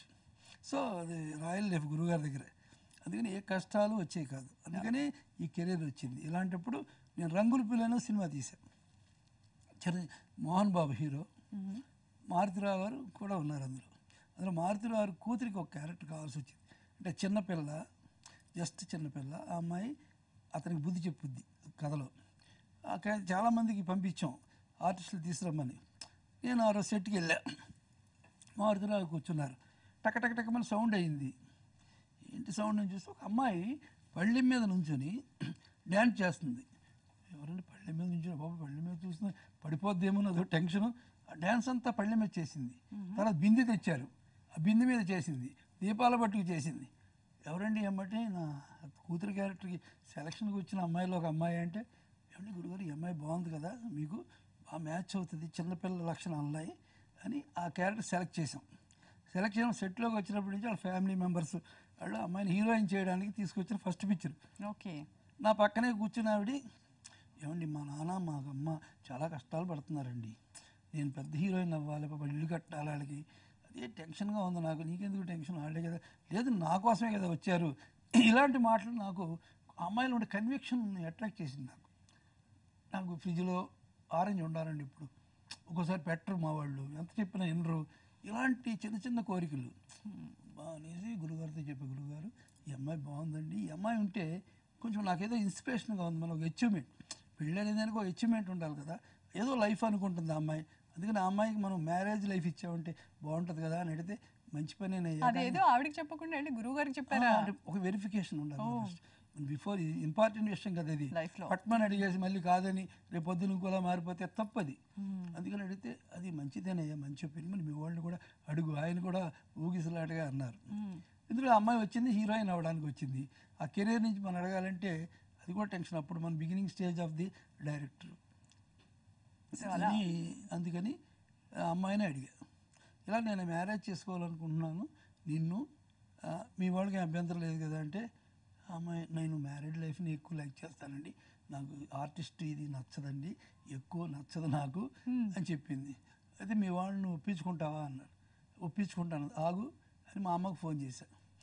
నీకు ఫోటో పంపిస్తున్నాను, అమ్మాయిని పెళ్లి చేసుకుంటానమ్మా, నీ ఒప్పు అంటే ఆ అమ్మాయి వాళ్ళ ఫాదర్ని అడుగుతుంటే పంపిస్తే మా మదరు చాలా బాగుందిరా లక్షణంగా, కానీ నీకు ఇష్టమైతే ఏంటంటే అప్పుడు వాళ్ళ మదర్ని వాళ్ళు ఒప్పించి ఒక పెద్ద హీరోయిన్ కెరియర్కి కొట్టి ఇప్పుడు నా భార్య కింద అయింది. వెరీ పవర్ఫుల్ అది. అన్ని పనులు తనే చేస్తుంది, నాకేం తెలియదు, నేను డైరెక్టర్గానే ఉంటాను. కానీ మీ ఈ ఫేజ్ ఆఫ్ లైఫ్ని సినిమాలో తీసేయచ్చేమో అనిపిస్తుంది సడన్ గా. ఆ పిల్లలందరికీ కూడా డ్యాన్స్ నేర్పుతుంటది. మా దీపుకి వాళ్ళకి. మీ పిల్లల గురించి చెప్పండి. మా దీపుకి వాళ్ళకి డ్యాన్స్ నేర్పుద్ది. ఎవరికైనా డైరెక్షన్ వైపు ఇంట్రెస్ట్ ఉందా మీ ఇద్దరు Deepu married Bengaluru. Before marriage కథ అంతా జరిగిందండి. ఏంటంటే దీపు ఇంకా హౌస్ వైఫ్ పాపగా ఉండగా చాలా కథలు అది రాస్తుండేది, నాకు తెలియదు. మన ప్రొడ్యూసర్లో చాలామందికి చెప్పేసింది అది. చేత అందరికీ ప్రపోజల్ ఏంటంటే కోడి దీపు డైరెక్ట్గా కూడా సినిమా తీస్తాం సార్ మేము, అది మాకు ప్రపోజల్ వచ్చింది, ఒక సబ్జెక్ట్ చెప్పింది అన్న. అమ్మ బాబా ఇది ఎక్కడ గొడవా అని అనుకుంటే ఇందులో మా ఆవిడకి కూడా తెలిసింది ఏంటి ఆ కథ. తెలిసి ఆవిడ నా దగ్గరికి వచ్చింది, ఏం లేదండి దీపు కథ నాకు బాగా నచ్చింది, నేను ప్రొడ్యూసర్గా మా అమ్మాయిని డైరెక్టర్గా నేను సినిమా తీస్తాను. నాకే సినిమాలో డైరెక్టర్ అవ్వడం అంటే ఇష్టం లేదు, ఆ బాధ్యత ఎప్పుడు నేను తీసుకోను, చాలా గ్రేట్ బాధ్యత కాబట్టి. అంటే అదేంటిది అంటే అవును చెప్పింది దీపు కథ బాగుందని. తీసారా దాన్ని? మా చిన్ని కూడా మంచి కథ డాడీ అని, అది ఇంకా పవర్ఫుల్ అది చేశారు. అమ్మ బాబోయ్ ప్రొడ్యూసర్ కాకూడదంటే ఇంకో బాధ్యత వచ్చింది నాకు అనుకునేలాగా తనకి డైరెక్టర్ పోస్ట్ కంటే ముందు వైఫ్ పోస్ట్ వచ్చేసింది. పెళ్ళి అయిపోయింది, అశోక్ని మ్యారేజ్ చేసుకుంది, హ్యాపీ మ్యారీడ్ లైఫ్. ఇప్పుడు అశోక్ ఫోన్ చేసి 2 years బ్యాక్ 3 years బ్యాక్ ఏమండి మా ఆవిడ డైరెక్టర్గా నేను సినిమా ప్రొడ్యూస్ చేస్తున్నాను, అది కథ చెప్పింది, ఆ కథను ఓకే చేసి ఫైనల్ చేశాను అంటే మా ఆవిడకి కోపం వచ్చింది. ఇప్పుడు నా కూతురితో నేను కదా డైరెక్ట్ చేద్దాం అనుకున్నాను, మా అల్లుడు ఏంటి చేయడం, నేనే చేస్తాను, లేదు నేనే చేస్తానని వాళ్ళిద్దరూ ఉండగా మా చిన్నపిల్ల ఆడిషన్కి వచ్చింది. ఫస్ట్ భావం చేయని, తర్వాత 2 మనం చేస్తాం, కొత్త డైరెక్టర్కి ఒకేసారి 2 ఛాన్సులు రావడం అంటే రికార్డ్ కదా అనే ప్రపోజల్లో ఇప్పుడు ఉన్నారు అందరూ. సో మొత్తానికి మా పిక్చర్ మా ఇంట్లోనే ఫ్యామిలీ డ్రామాలో ఇది ఉంది. దీపు మాత్రం వెరీ పవర్ఫుల్, గొప్ప సబ్జెక్ట్స్ అన్ని ఆలోచిస్తుంది. గ్రాఫిక్స్ లో కూడా డిగ్రీ వచ్చింది దానికి. సో వాళ్ళ నుంచి కూడా త్వరలోనే మూవీస్ చూస్తాం మేము వాళ్ళ డైరెక్షన్. విష్ చేయండి మీరు అందరూ, డెఫినెట్ గా అండి. దీపు మంచి డైరెక్టర్ అవ్వాలి, విష్ చేయండి. డెఫినెట్ గా అండి. థ్యాంక్ యూ సో మచ్ దీపుకి, చిన్నుకి, అండ్ మీ నుంచి ఇంకా లైక్ ఫ్యామిలీ ఎంటర్టైనర్స్ రావాలి అండ్ విజువల్ వండర్స్ రావాలి అని కోరుకుంటున్నాం. థ్యాంక్ యూ సో మచ్ అండి. ఒక చిన్నదే అండి, నేను పెద్ద మెగాస్టార్ అన్నారు కదా మీరు, ఇప్పుడు మీరు అన్నారు కదా ఫ్యాషన్ హీరో చెప్పే వినాలి అనేది స్కూల్ మంచిదే నేను చెప్తున్నాను. కానీ చిరంజీవి గారు అంజీలో చేసిన ఎఫర్ట్లో 5 years జరిగిందండి ఆ సినిమా. 3 years క్లైమాక్స్ జరిగింది మాకు. 3 years ఒకే డ్రెస్ వేసుకోవాలి ఆయన, ఎందుకంటే గ్రాఫిక్స్లో మారిపోతాయి. అందుకు 3 years ఆయన అదే డ్రెస్ వేసుకున్నాడు సెట్కి వచ్చి.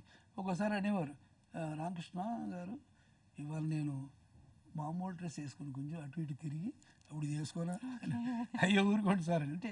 నేను చెప్పేది ఒక ఆర్టిస్ట్ నుంచి మనం నేర్చుకోవాలంతా కూడా, ఓర్పు నేర్చుకోవాలి, ఈగోని చంపుకోవాలి, మంచి సినిమా తీయాలి.